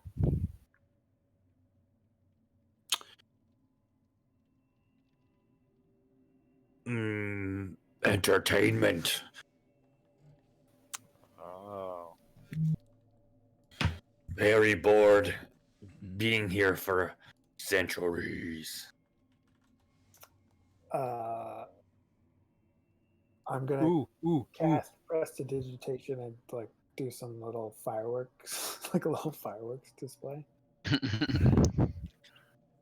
I was gonna say give him the Oh. gold skull guy to just talk to for the rest of his life. That's a good idea. That is a good one. Love fireworks.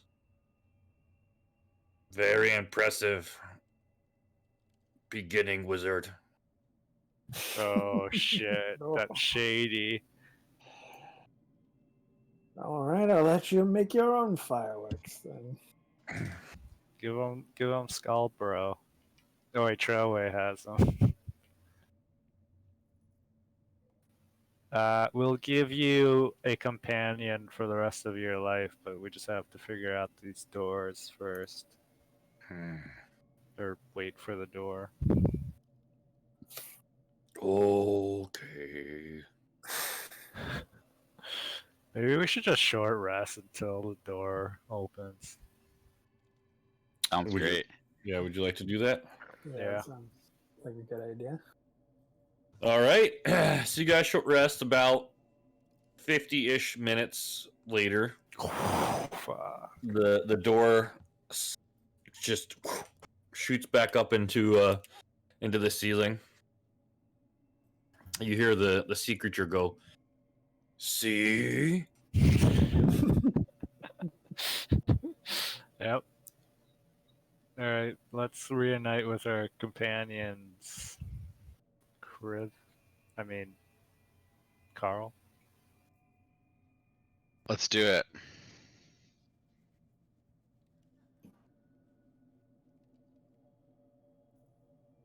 So, what are you gonna set it to? Well, I'm gonna set it. Well, if we set it back to 3, those guys are gonna get through. you wouldn't know that though. So Yeah. somebody else has to tell you.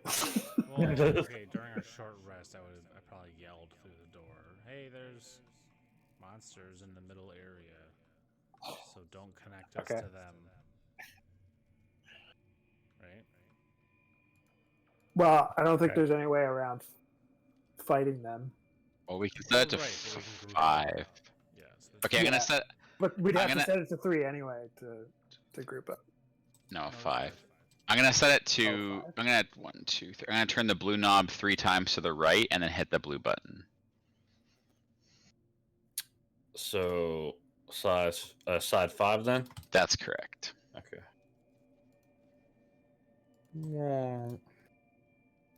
Oh, I see. Oh, hello. Do you think Maple would be upset if we got rid of Skull, bro? Well, he's not here to defend himself, so. Okay, Colin, you have to roleplay as him. Hey, Maple, Yes. can we take can we take Skull, bro, and give it to this sea creature? Yes, he not tasty. That's I deadly tried. accurate.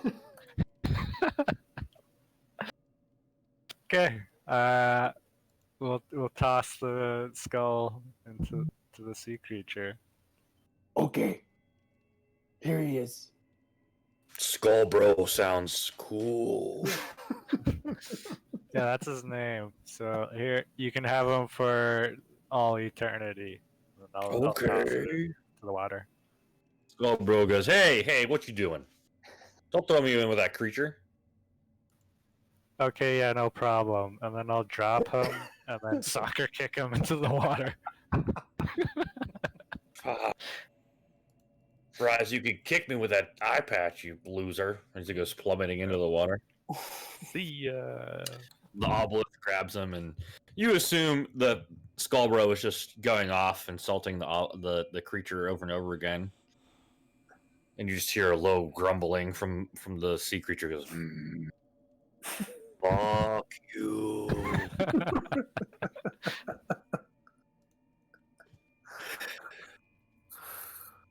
All right. What? And we What were now? What did you discover? Somebody has to switch it to 3, and then Oh, that's right. we have to fight one man down. So I think Wait. The door only closes if you. press the red button. Right, but is there a Yeah. So what if delay you just between don't press the blue red button? Is there a delay between hitting the blue button and the broom's moving? And does the thing work if the door's not closed? Do we know that? That's a good question. And also, once Guess- we move it, how do we move it again if we can't get to it anymore? These are all good questions. I think the mechanic is you got to choose one man to move the thing, and then we've got to deal with the creatures in the middle. And that's Okay. it. Well, We what should ask the configuration? sea creature. I say, sea creature. Is there any? Do you know anything about the plant monsters in room 2, the middle room? In room 2. Is this your second question? Oh yeah, you can only Yeah. answer during questions. Oh shit. Well, that's a good question to ask him. What about the statue though? Oh, I got one more. Because literally, Alaska And Slot left. has Yeah. Slot has however many. Okay. What would you like to know, beginner wizard?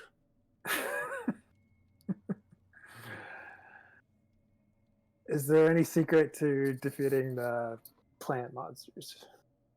Don't use fireworks. Damn. No. Thank Oh, you dear. for illuminating me, oh condescending one. Yes, definitely do not use lightning. Oh, okay. It's good to know. Not recommended. They eat it. Well, apparently they eat lightning, gentlemen. So Good thing I don't shoot lightning out of my nostrils. it is. I was just going to say that's very convenient. Because I do want to mention that when I moved into the other room, it couldn't make it through the doorway and was just trying to reach me with its like vines. So we could rotate it and attack them that way with fireballs, maybe. 'Cause Yeah. they're plants. Both the Slot and myself have fireballs, so maybe we should just Ju- put a couple Yeah. through the door. Just to be clear, like I said, when that happened originally, it's not that it can't make it through the doorway. It's just that it has to squeeze, so it would take some time, and it didn't have any movement left to make it through. Does that make sense? Yep. But it can get through just slowly.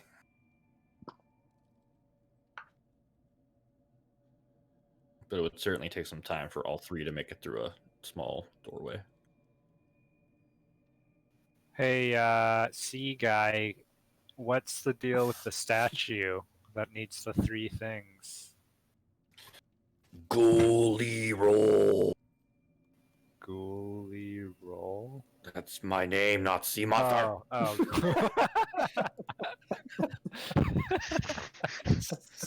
Human thought this was clue. Hey, Ghoulie roll, what's the deal with the statue that requires the 3 things?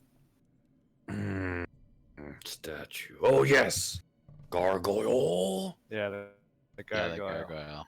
gargoyle. Guards. Ancient relic. How do we get it? I hear gargoyle likes gemstones. Oh, gemstones. Well, we got some of those. One of them controls the slot, though, right? Correct. I have a 500 gold piece gemstone, a 500 gold piece diamond, pearl of power, a blue eye, a purple eye. I think the Pearl of Power isn't that your god gift? It's true. I believe so, yeah. Well, do you want to try that? Just feed a bunch of our gems and shit.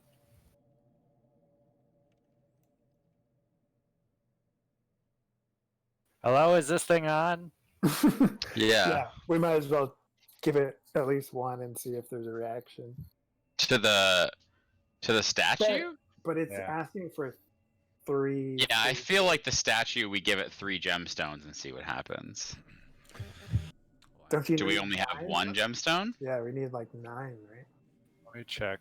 Well, let's try 3 first. I think it's 9 based on the riddle, but Oh, all this talking make me very sleepy. Good luck, humans. Smash this Okay. gemstone into 9 pieces. That was very good use of my vast, incredible knowledge. Oh wait, hold on. Is it Goodbye. specific? Oh fuck. In our group backpack, we have a gemstone helmet, a mother of pearl. what's the gemstone helmet? I guess like a helmet with a gemstone inside of it. Does it just have 1 gemstone in it? Good question. I have no idea. That's it. Chris? Roll a d6. Okay.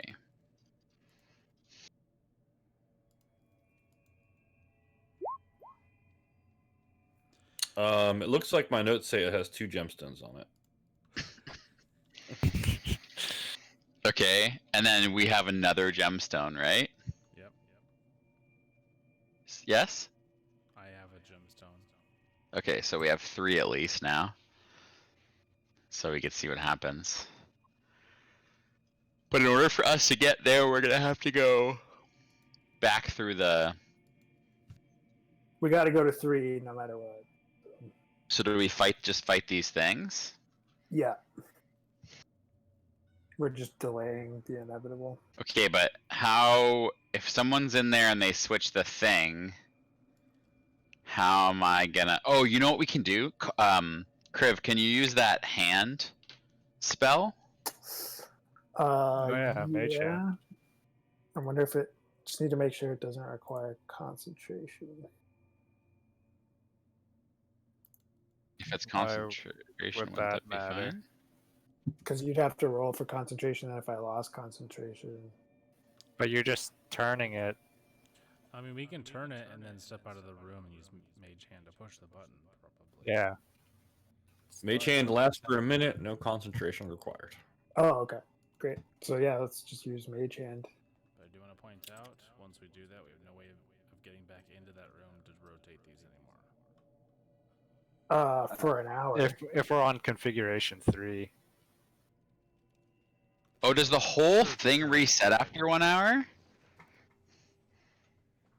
Not that you're aware of. The cogs didn't seem to move. Just the door opened after the hour. Mage Hand is spectral. But yeah, you're though, right. so- If we're on 3, we can get back in there. So never mind. Yeah, so let's just put it back on 3 for now. And Would I be- 3 would I is be able to- attached to the room, so someone can just change it to 3 and then come into the room with us. Yeah, and Mage Hand is a cantrip. We don't even need to do that. That's what I'm saying. Oh, Because if we go to 3, we have access to the button room and access to the middle room. right. Okay. But yeah, that would definitely be useful for other configurations for sure. Yep. So So I have to be right here. we're decided on configuration 3. So technically, Mage Hand's range is 30 feet. Oh man. So it's Well, 35 feet away. The door doesn't close. Yeah. I don't know. Whatever. We'll figure it out later. Okay. Yeah, so obviously you figure out it rotates to 3 when you guys change it. Obviously you now know that the door does not need to be down in order for the cogs to rotate. You guys did not press. Oh, the I missed that. Okay, sorry. so the door does not. Yeah, that's just more of a trap than anything. Okay, I didn't know we figured that out yet. My bad. Ah, you're good. All right, so you guys rotate it to 3. And these creatures immediately notice, and we'll just use the same initiative count unless anyone has any objections. Nope. All right. So as you guys rotate, you see them begin to lumber towards this doorway towards you guys. Troway's up first. Who is controlling Troway? I don't want to do it. Not me. Not I'm, it. I'm happy for you to do it, Chris, if you are down. I'll do You it. have access. I think Has just said he'd do it. Oh, okay. do it. Go for it. Do you have access to his sheet? No. All right. Let me fix that real quick. How about now? Yep.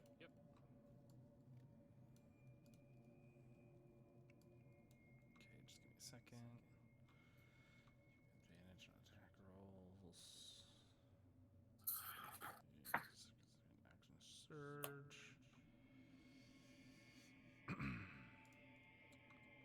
Okay, I think I'm just gonna move him close to the door and ready in action to stab anything that comes here. All right. Perfect. Eastwood. I'm also going to stand right here and ready my action to shoot the first thing that reaches this point, like starts to try to come into the door with a crossbow. Perfect. Has. I'm gonna go here on the wall up 10 feet. Ooh, okay. Still in the room. All right, so Has just scurries right up the wall, no problem. I'll put that on my bar 3. Just so we know. My blue circle thing. Yeah, okay. Got it. And then any other ready action of any kind? So I already have my thunderous smite, I think, still. Oh no, I was only up for a minute. Well, wait. So I did the bonus action earlier for my thunderous smite. Mm-hmm. Does that just stay until I hit something? Let's see. Well, does it have a duration? Says You just- duration, concentration up to 1 minute. Okay, so no. Right. Okay. You could do it again if you'd like to use a bonus action. Yeah, I'll pass. Okay. Ready my Uh, action for attack. Perfect. Carl? Yeah, I'm going to come here, and I'm gonna just ready. I'm gonna ready a sacred flame attack. First thing that comes through the passage. Yeah, the first thing I see on the other side of that, friend or foe. Just smash it with Sacred Flame. Yeah. Got it. Right, this guy comes shambling this way, very slowly. Kriv?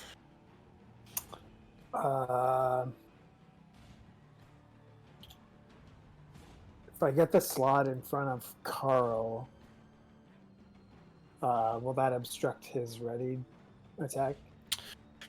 It will not. At this point, between Carl and the Slod, Eastwood will have the thing will have some cover against Eastwood's ranged attack, but besides that, no, it's fine.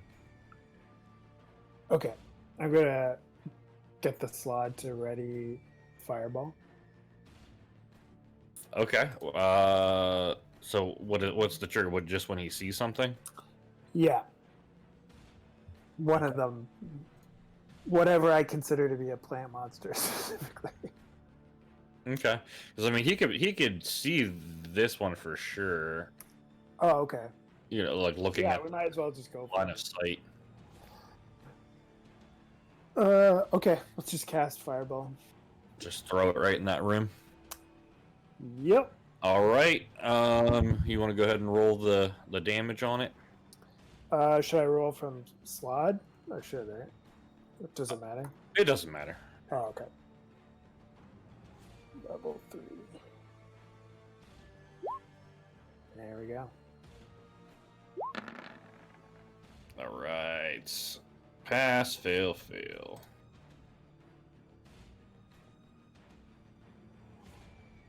All right. And let me. So the fireball goes smashing into the room, erupting, burning up some of the noxious vapor in there. It looks like this weird, damp, shambling mound seems to absorb some of this fire damage. Harmlessly, doesn't benefit it, but you know, resist some of the fiery effect. Okay. 6. And then for my trick.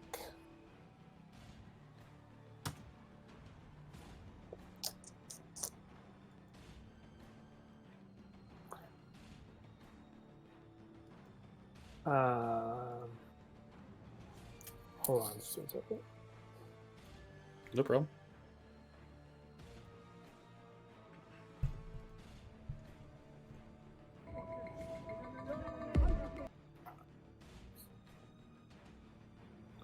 I'll just. How far is that? I'll just ready Ray of Frost if one of them gets within range. Got it. All right. So this one makes it pretty much to the doorway, unable to squeeze any further. So we got a bunch of ready actions to do. So Troway is still not within melee range. You got 10-foot reach, right? So Yep. you can go ahead and swing around the corner for your attacks. Eastwood, if you want to fire your attack. Carl, if you want to do your Sacred Flame.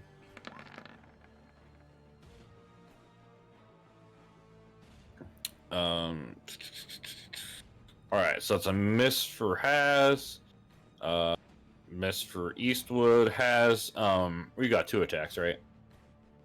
Yes. All right, go ahead and roll your second one. Okay.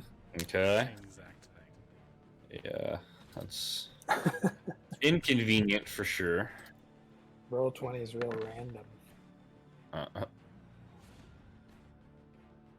All right, so a barrage of attacks gets unleashed on this creature as it starts to try and pull itself through this small passage. Crossbow bolt just go flying over its head. Haz swings twice and it smacks it out of the way with the vines, but Carl calls down a sacred flame right on top of its head, and it seems to, wilt some of its leaves and vines on its backside pretty effectively, but it's still trying to, unrelentlessly trying to pull itself through the hall there. And I think, can Kriv see that guy? Not really, right? No, I think he needs to be like. One more turn, yeah. Okay. I have to move or he has to move. All right, this guy is gonna shamble up here, but he can't really get through yet. Troway. He is going to move up and smack with his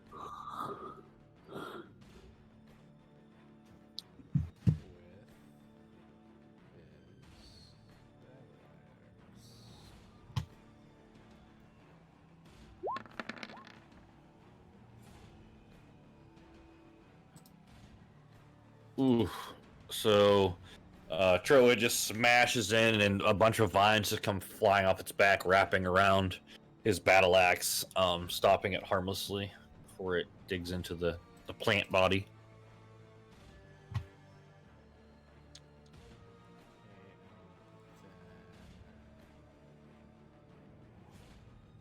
Action surge.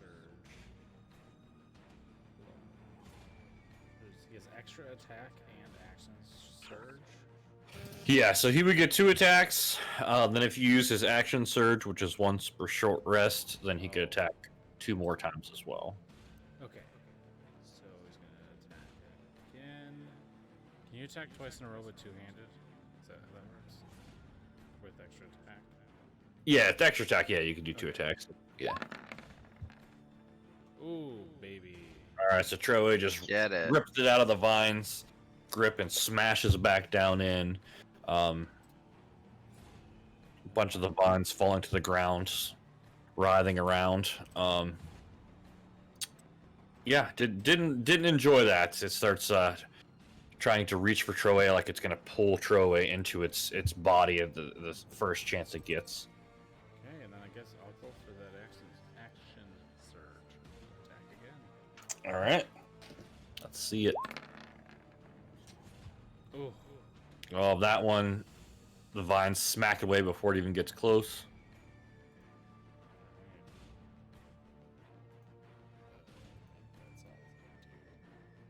You get one more. He gets basically to use his full attack action again, so he gets 4 total. That one also gets batted aside by the crazy vines. All right. And then Eastwood. Yeah, I'm just gonna move up a little bit beside Carl and shoot a crossbow bolt at this guy. Okay. He also has savage attacks. Ooh. Is that included in his? Right, on a Yeah, go ahead and roll another with D10. Yeah. Yeah, that's his damage dice for his battle axe. All right, perfect. So another 3 damage.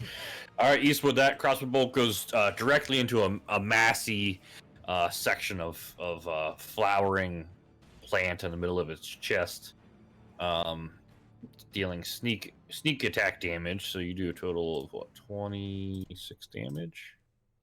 Yeah.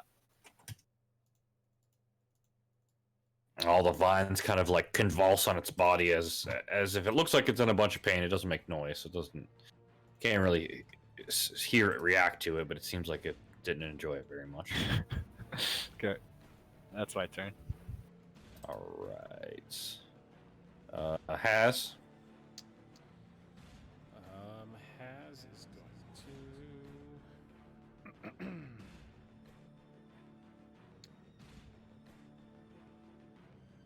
I guess just hit it with my glaive again. Try to. All right. Solid hit. And again. Slashing huge chunks of plant off its backside.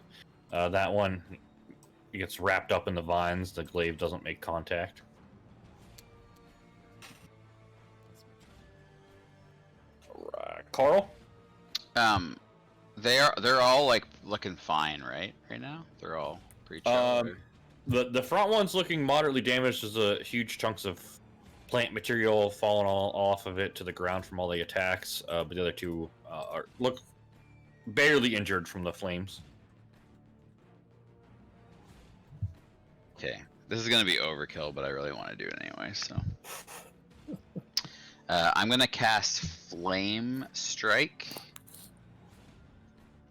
on this square here, and that Okay. has a 10-foot radius, so it should hit all of them. And they must make a dexterity saving throw. And I have to imagine their dexterity is not great as they're giant vine creatures, but what are you gonna do? Okay.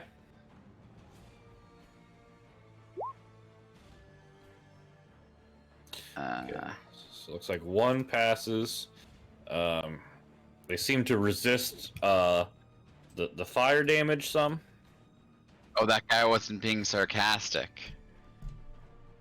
No. I was led to believe that was sarcasm. No. God. But the radiant damage seems to have full effect as it wilts the plant material. And then this one. Full effect, or So they take the full amount of fire and radiant, or they take half on a save if they save. Does that make sense? Are you talking about how the spell works? Yeah. Yes. Okay, just in case you didn't know. Yep.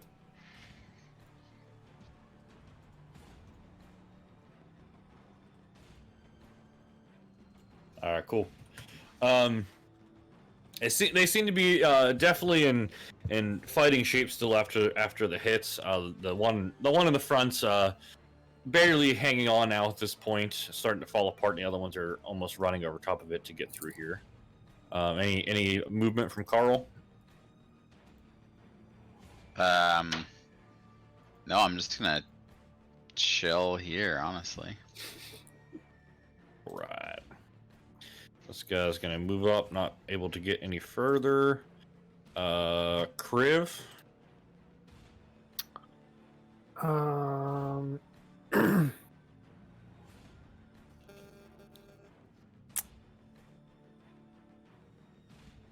I'm just gonna try. And no, won't do that. I'm just gonna move here and do my Ray of Frost on the dying one. All right. There you go. Direct hit right in its what you assume is its face. You're not really sure. Hard to tell. Sure. It freezes a big mass of it and starts slowing down as parts are still falling off of it, but it's still mindlessly, relentlessly trying to make it to throw away. So it's still kicking. Anything else from Kriv? Not from Kriv.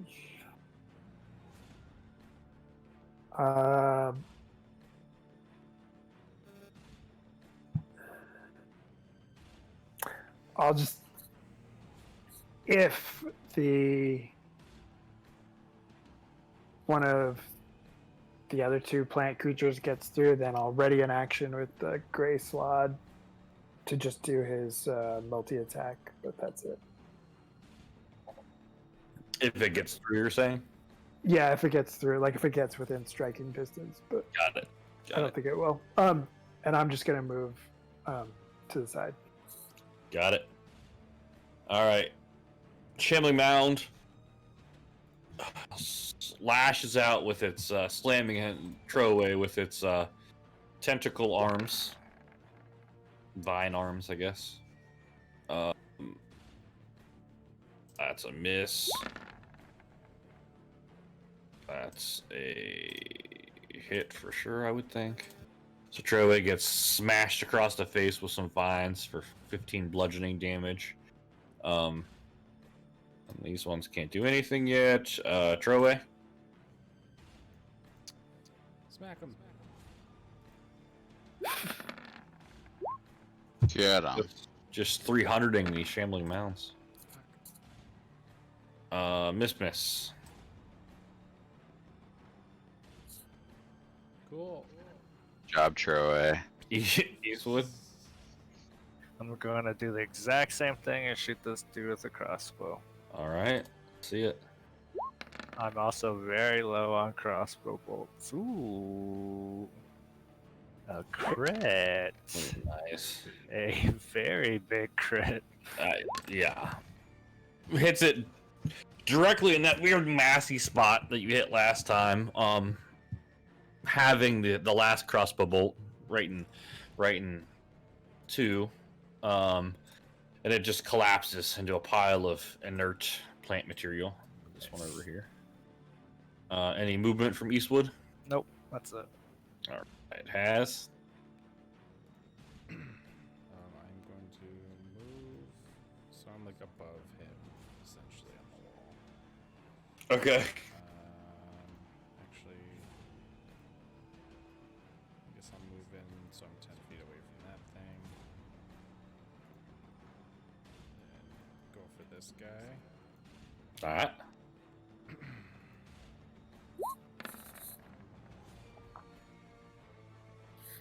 Alright, solid hit, slashing a bunch of vegetation off of it. Another hit. Sweet. And then I guess I'll bonus action. Thunder Smite again. I think that's my last level 1. Can I do that at the same?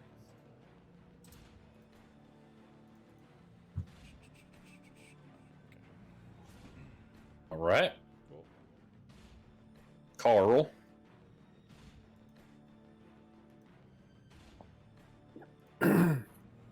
Yeah. I can't really do much with all this blockage, eh? Like, can I do a ranged attack through there, or is that gonna be at a disadvantage? It won't be a disadvantage. They'll have partial. Their AC will technically be slightly higher due to the cover from Partial your cover. friend. Yeah, partial cover.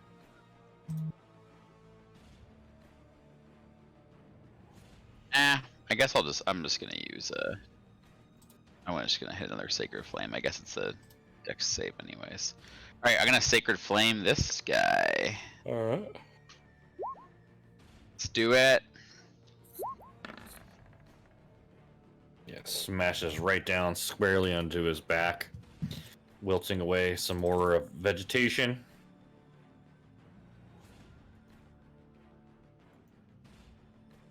Anything else from Carl?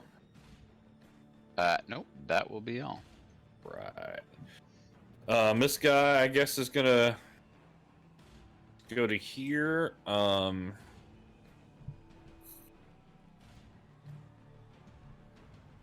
10 feet off the ground. Yeah. So you're in the air. What's their reach? Reach only 5 feet. So this one, okay. So this one's gonna go. This is gonna be weird. It's going to be confusing with tokens. So it gets to basically right there, trying to get through the doorway. So it's like below you has. And it can't quite reach you, so it's just going to go after the obvious target and throw away. Slamming him twice. Oof. Okay, so what is that? 7... 18. So Troe takes 2 huge smashes from the vines, and they wrap around both of his arms. And due to the nature of the mound, you guys watch as it pulls Troe inside of its body. You watch Troe just get sucked right in. Question. Mhm. So I'm 10 feet up, but does that put me within a 5-foot margin of it? If that makes sense, like how tall is this creature? I mean, probably, at least a couple feet. I mean, it's a pretty large creature. I would say you could reach the top of it, if that's what you're asking. Yeah. So it's a sentinel, I can attack it. Okay.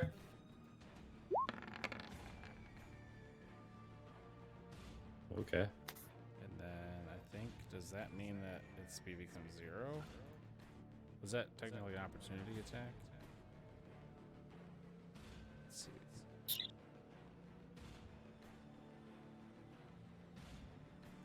Yeah, creatures provoke opportunity attacks from you even if they take the disengage action before leaving your reach. When a creature within 5 feet of you makes an attack against a target, you can use reaction. So no, that isn't an opportunity attack. Okay, cool. So I just Yeah, it's just a reaction attack. Yep. So I need to add what's Troy's Constitution modifier? Constitution 3 or 7. That's a saving throw. Sorry. Just the Constitution modifier, so +3. +3, yes. Sorry.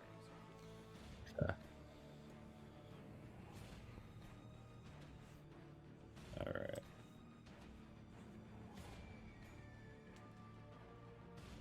I don't know if it matters. He's in with my aura protection, so it would actually, if it was a save of some sort, be +2. I think that matters. Not at the moment. Okay. But it will. All right, cool. So, Kriv, you're up. Okay. I'm gonna put the. No, I'll step up. I'm just gonna use my breath weapon on the plant. Here we go. Ooh, okay.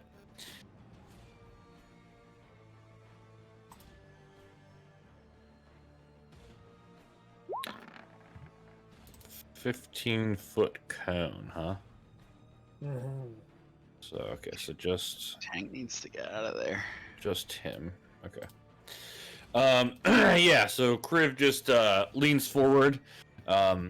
Icy breath just smashing in this huge cone, filling the hallway, smashing this plant, freezing sections of its writhing vines. Takes 12 damage. Anything else? I'm gonna just send the slot in. I'm gonna move back. Send the slot in to do his multi-attack. All right. Oh, I actually have to do them.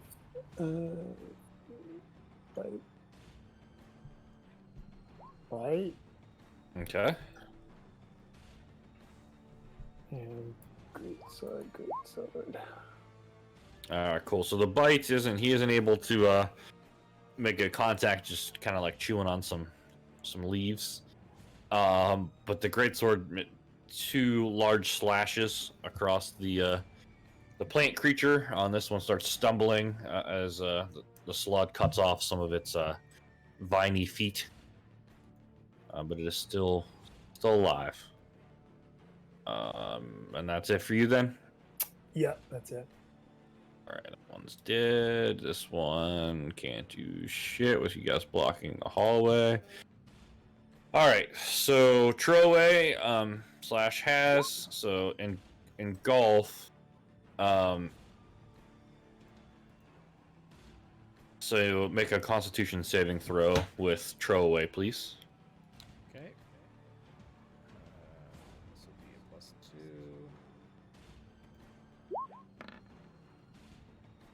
Wow. Oh damn. He's a +7 for Constitution. Yeah, that's bad luck. He rolled a 2. Jesus. Like, and so that's 11. Oh. So he takes 19 bludgeoning damage as he starts to get crushed by that thing, and he goes unconscious. Oh damn.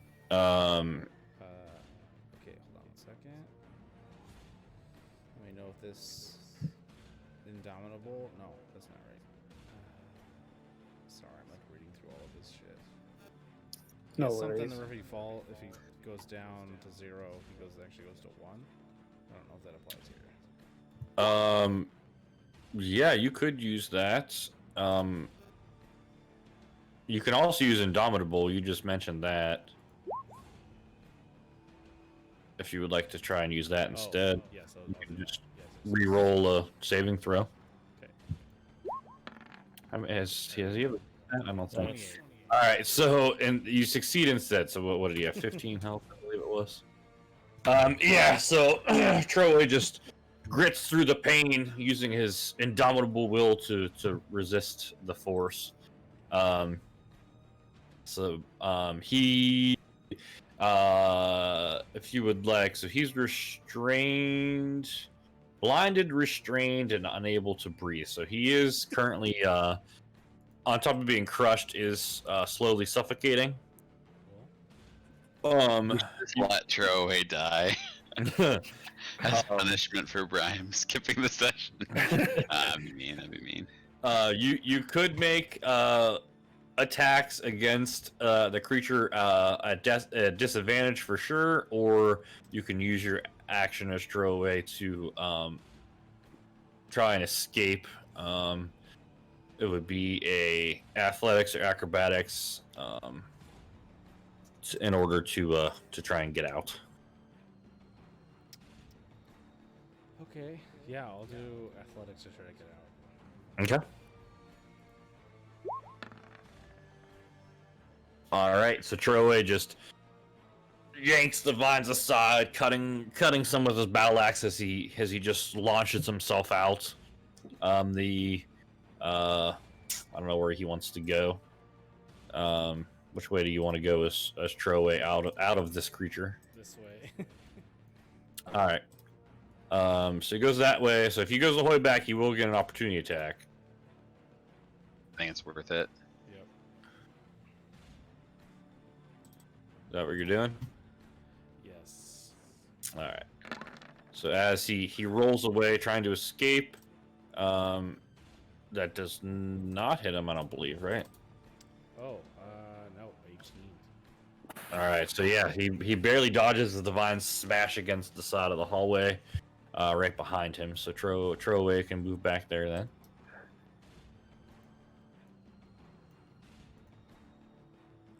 All right. And then, did you want? I just thought of it. Did you want to use the thunderous smite on that reaction? Oh, yeah, I forgot about that. Yep.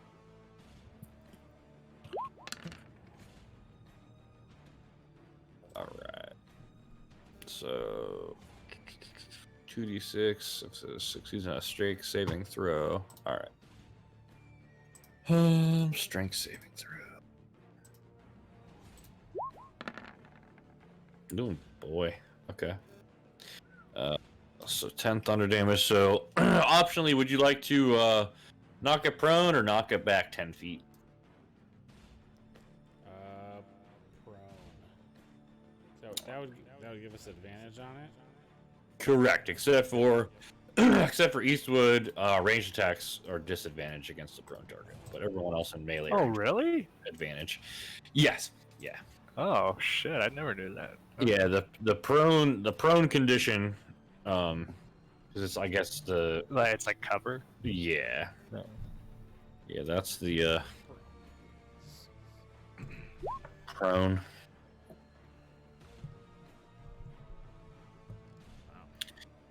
All right, so knocking prone, so it falls to the ground and kind of upside down, almost like a upside down turtle with vines flinging in the air frantically. And Throwaway is no longer suffocating, so we can delete that. And then Eastwood, you're up. Okay. Well, I'm gonna use my bonus action to aim to get regular attack, and then just shoot it with my crossbow. Okay. gun. All right, that makes contact. Nice. All right, this one's barely hanging on now. The vines are much slower. After that hit, and any movement from Eastwood? Or... That's it. All right, has. I'm gonna hit this thing. All right, you got advantage. Oops. All right, so you just chop it as it's writhing around with its vines, trying to get at you upside down. You just like cut it right in half, and the two parts just fall uselessly to the side. Sweet. That second d20 was to see if I crit. And then I guess I will hit this thing too, since it's within range. I guess I'll Got it. drop to the ground at that point to hit it, because I think it'd be like 20 feet away. Yeah.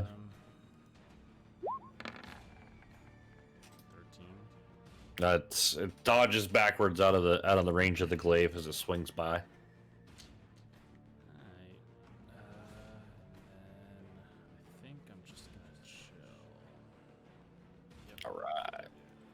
Carl. I'll cast a level 3 Cure Wounds. Troy. Oh, damn. Thank you. 3. All right, cool. And then it's my turn. All right. Did Kriv? So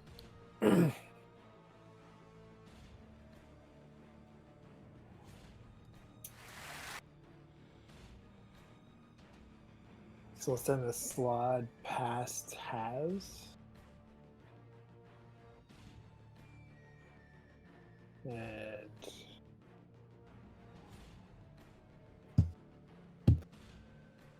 I'm actually going to get him to do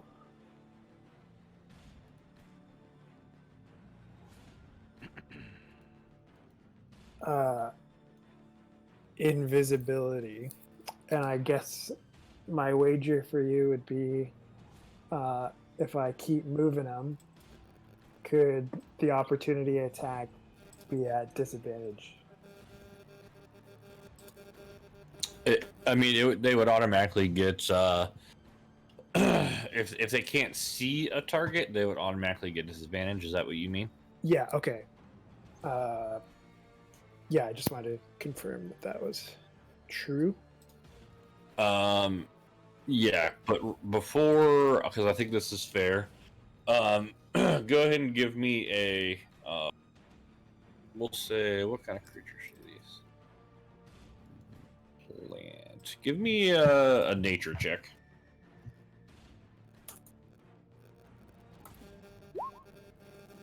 Okay, cool.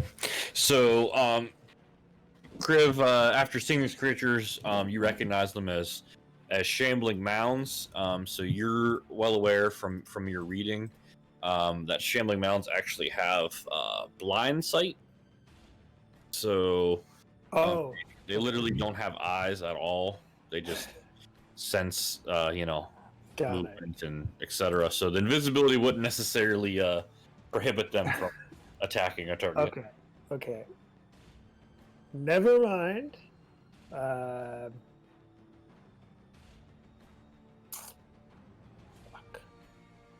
All right. We'll just do his multi-attack again. Shit, okay. So 18.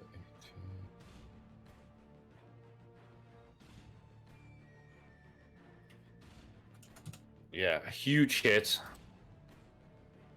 Huge chunks of leaves come flying off.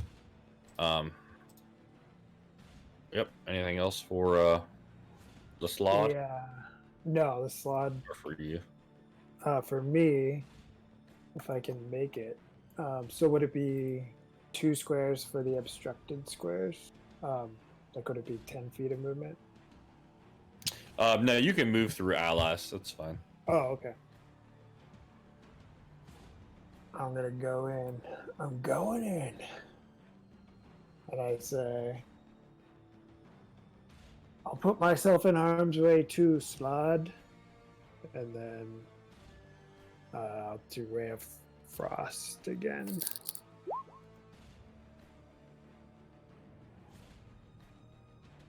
Nice.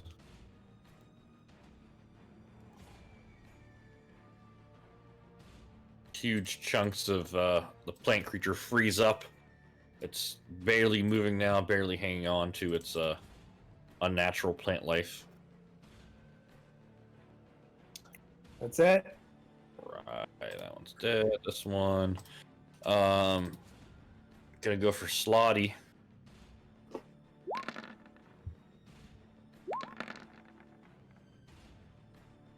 Second one hits. 15 damage to Slod. And that's nothing for him. Troway.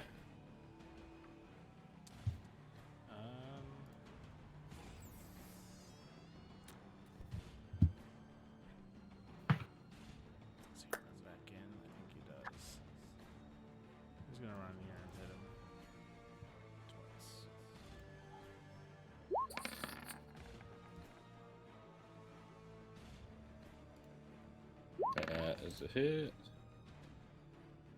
That is a miss.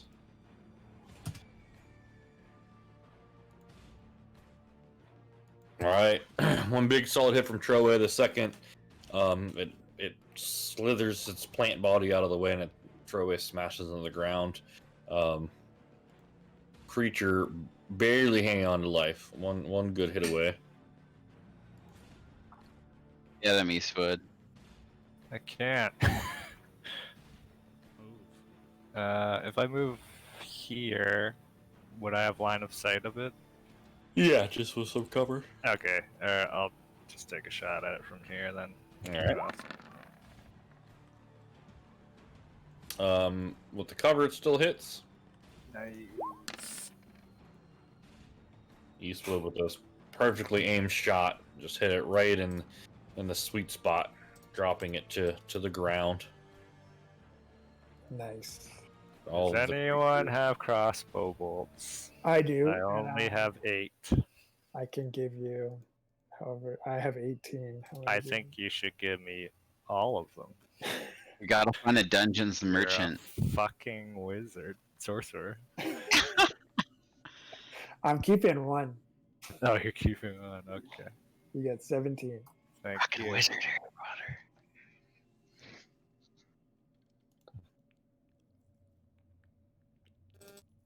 I have a shit ton, dude. I never use my crossbow. I give Eastwood 10 crossbow bolts. Oh, thanks. Appreciate it.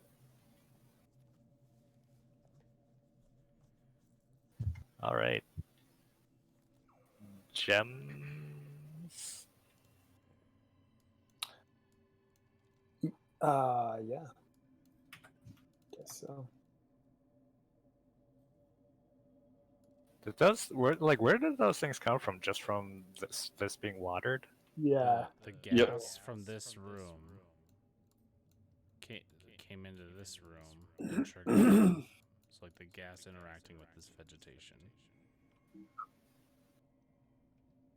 Should we try and ask the sea creature or I forget his name. Yeah, don't call him sea creature. Should we try and ask him something? Or is he gone forever? I guess we could find out. You reach out with your mind, and he either is unavailable or not listening. You can't really tell. Copy that. Copy that. Okay. Never mind. Let's go back to this statue. Whoop. I tell the slod that I won't put it in front of any more traps unless I really have to. Thank you, master. Can we take the gemstones out of the helmet? Yeah, I'll take the gemstones out of the helmet and give them to Carl. Okay. Where's our third gemstone? So, okay, I have a question. Being super selfish, would I give this gemstone up? From the Ning Ning making me super selfish. Do I know that has the gemstone? I would assume you guys have been, adventuring together, but I guess, yeah, you wouldn't know, technically. Because, I mean, I grabbed a bunch of shit. I got there before anyone else could in that room with the tiles on the floor. oh yeah, that's true. That's true. But yeah, I would assume Ning Ning wouldn't, Want me You to know. give that up. yeah.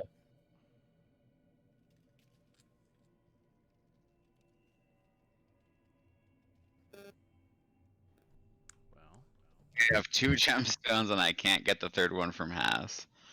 Fucking great. Wait, but I know she has it? possibly, yeah. Okay. Has, we're gonna need that third gemstone. What third gemstone? And I, like, cover my pouch. with my hand. That kind of obvious. I didn't say she was a good liar. Please. What I'm is? gonna say, Slide, retrieve the gemstones. Oh, that's a good idea. It's pretty fucking strong. So. Do you want me to do it? I don't know how to do a check with him, but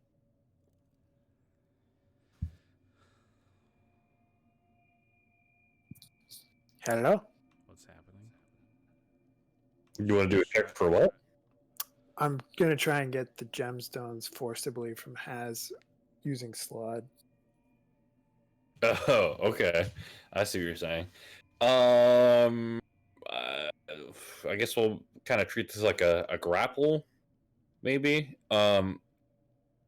So make a athletics with Slod Man, and then has optionally either athletics or acrobatics to avoid him snatching the bag / you. So the character sheet is different for the Slud, and it doesn't have like athletics and stuff. Yeah, so he doesn't have the skill, so you would just click on strength or dexterity, whatever one you want to use. Looks like they're the same. They're So, the same. Okay, just making sure. yeah, so has deftly steps out of the way, and Slod just bear hugs. Drop my my phone. The air has is no longer standing there. It's just I'm assuming stepped back now, clutching her bag. Okay. Oh my Oh, god. she rolled a crit. Oh, I didn't see that. Yeah. So would the Slod technically be behind her? No? Or is he in front? She steps back? Yeah. Okay. I think she's gonna go to start climbing up the wall. How high are these walls? Are these ones 18 feet or? I was gonna say the hallway is probably not that tall. What, 8 to 10 feet? I go over to Eastwood and I tell Eastwood, you gotta pickpocket that gemstone. Yeah, I was thinking that. Alright, the Slod's backing off. But he's up the wall? Or she's Sorry, up the wall? master. It's okay, buddy. I mean, are we really even sure? Listen. The gemstone gets us a relic. What's more interesting than a relic? I mean, one, do we know that for sure? And two, what gemstone? One that you're hiding in your purse. Oh man, if only we didn't throw away the treasure sniffing skull. Oh, fuck. Oh, shit. Oh, God. Okay, let me see what I got. As a player, I want to help the team, but I have to. I know, but that's why I'm trying to appeal to the greed. It's like Yeah, I know. a relic is way more I mean, interesting yeah, than a right, gem. relic Gem is you can't really pretty do much cool. with. Okay, can you promise me the relic? I promise. Do you mean it, Eastwood? I mean it on the Deception condition check? that it doesn't look like it's of any kind of historical value. Hmm. So I guess I'm half lying, half telling the truth. Roll me a deception with advantage. Has roll an insight.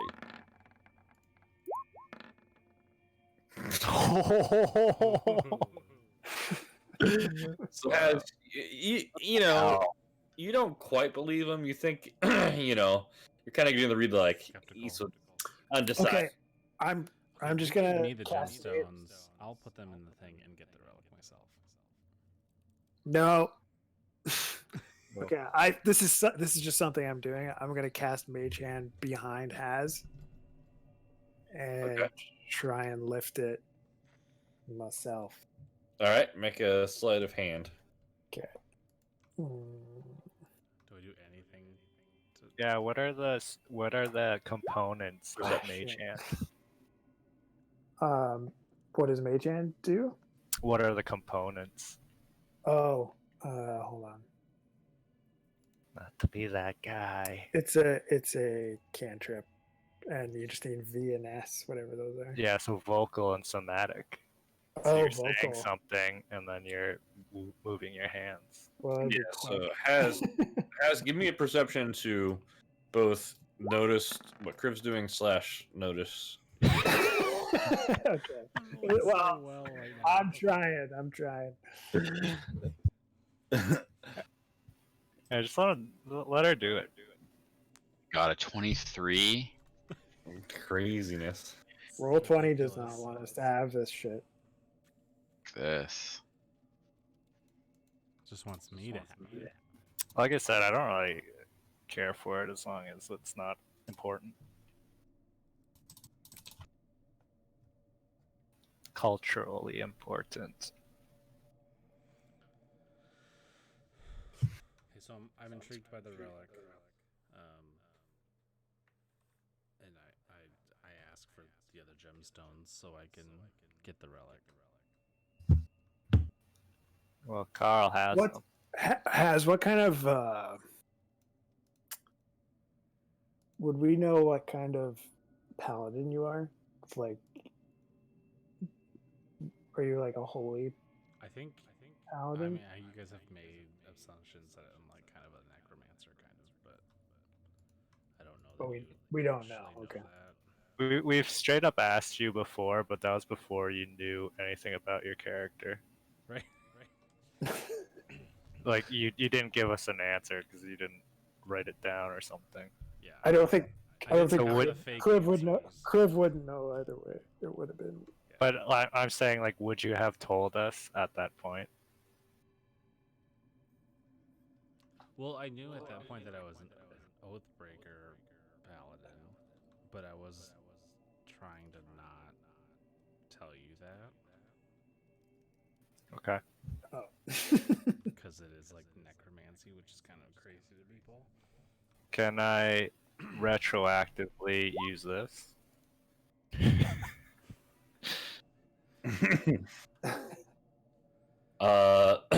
Sure. Hey.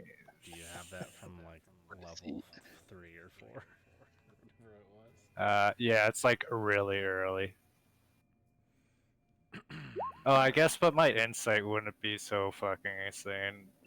Okay, forget it. Forget I it. mean, whatever. I think you guys have seen me do like raising dead and shit like that, or at least try Yeah. to. Okay. So I feel like you. I don't even might- see how this is relevant. Yeah. Well, I was just thinking if he wasn't Oathbreaker doesn't really work because he's broken the oath, but like if he hadn't, could have created Oh, an image of his god to like Oh. command him to do it. And also, my story was that I kind of worship Ning Nang, which I have. So. Oh, that's funny. Yeah, like before, like when I started my character, that's who I was. Total coincidence that you got Well, possessed by Nang.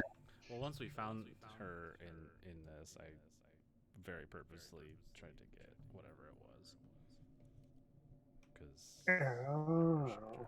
Did you know Nang Nang's value or like virtue before that? I think my character did, but I didn't really as a player. Okay. Just give him the gems. Give her the gems. Carl, can I? Have the I gave her- gems? I need gave her the relics. Okay, I give her the gems. All right. And then I give the gems to the thing. How so? Gotta walk up to it behind the curtain. Yeah, I present it to the mouth, correct? Is that what I we think it did? has to be Isn't in it its holding hand. out its hand? In its Put it in its hand. Yeah. Okay. Yeah, I'm like, guys, how do I do this? So I present the gems to its hand. You just like put them in the hand. And then, yes, here are 3. So you're placing it in the hand. I'm saying. Yeah. All right, cool. So you put it into one of the hands, whatever one. The stone animates grinding against each other and just smashes its fist closed. grinding the gemstones into dust. And it opens back up, and it's just holding a pile of gemstone dust. Okay, so that's 3, and then it needs 3 more, and then 3 still. Right? I'm a little concerned that it just crushed them and opened its hand back up, but like I would think it would. I was expecting it to like hold the 3 and then. Well, we know from the other fist that it, like the other fist that's on the ground has nothing inside of it. It's just doing that. But it's just cut off, right? Right, but like it presumably it closed because it had a gem inside of it, and there's no gem inside of it because it's crushing them. Oops. Okay. What is happening? Either way, we don't have 3 more gemstones. Yeah, it's like, kind of whatever. Ooh, actually, prestidigitation can create small trinkets.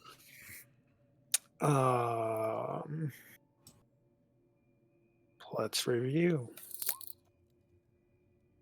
I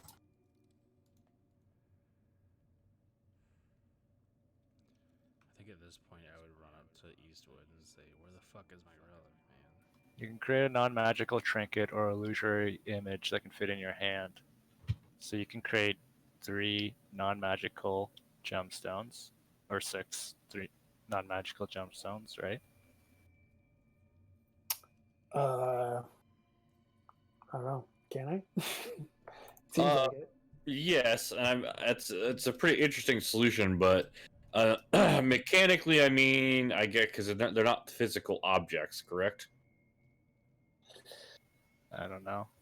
You create a non-magical trinket or a illusionary image. Trinket. So if he tried to crush it, it wouldn't crush, or it would.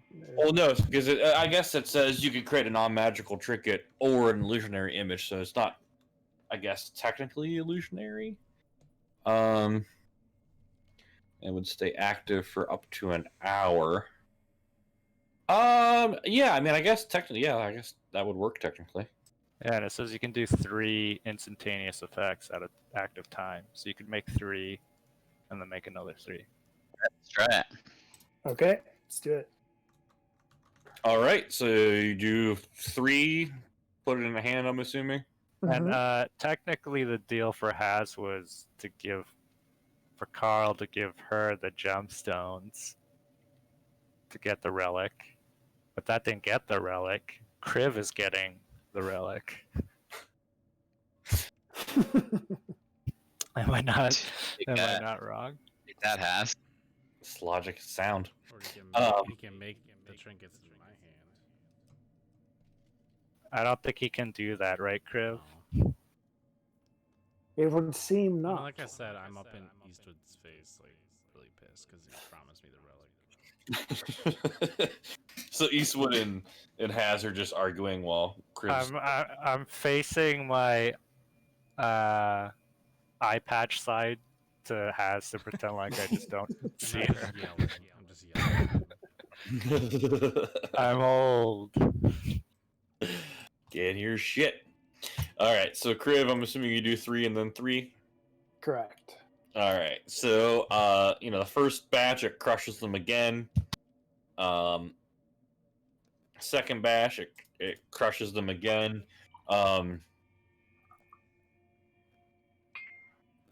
After that, appearing in the already busted open hand on the ground, and the palm, you can clearly see it because it's already cracked open from you guys earlier. A large ruby gemstone appears inside of the palm of that hand. I'm gonna pick it up. All right. You do so. Put all 9 in for that to happen, or just 6? 9 total.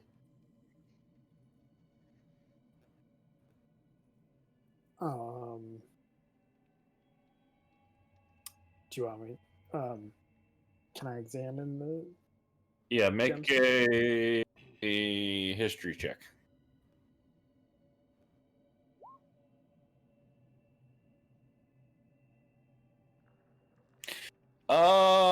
It's pretty obscure, but you're relatively familiar with the history of Chult. So it's about a fist-sized gem.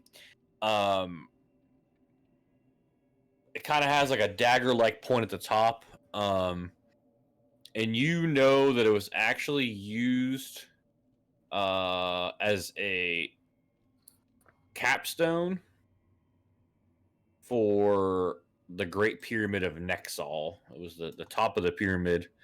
And they used it to, the sharp pointy end as a dagger of sorts to plunge into the heart of sacrifices to the gods. But definitely not magical, but very rare and valuable. Okay. And I relay that to the team. Yeah, give me it. Sounds like it belongs in a museum.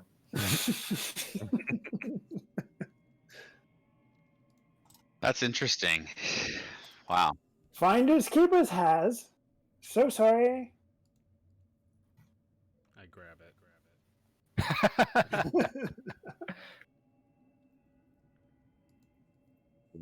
That. It's well worth it, right? Very valuable gemstone. Yeah. All right. So I guess moving. What are your intentions for it, Kriv? Well, we'll see if it comes in handy. Otherwise, I'm fairly open. Okay. Can't sell it here. Why not?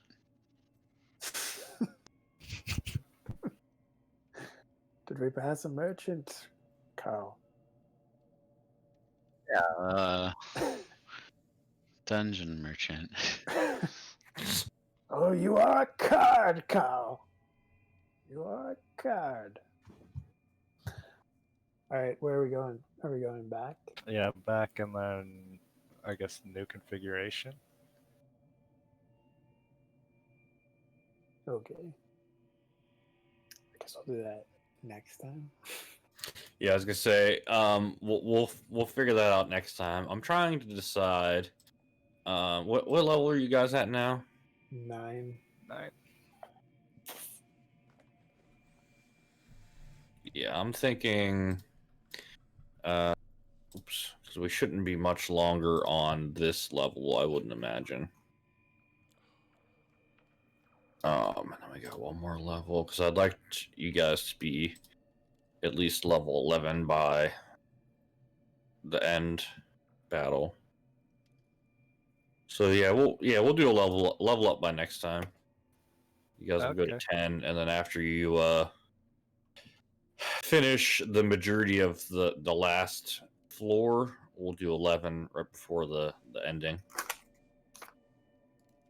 Be good timing for that, I think. So level up to 10 right now. Yep. Yeah, anytime before next session. Yep. Cool. I am cool with that. Sweet. Well, So according to the schedule, we're off for a bit. Oh, really?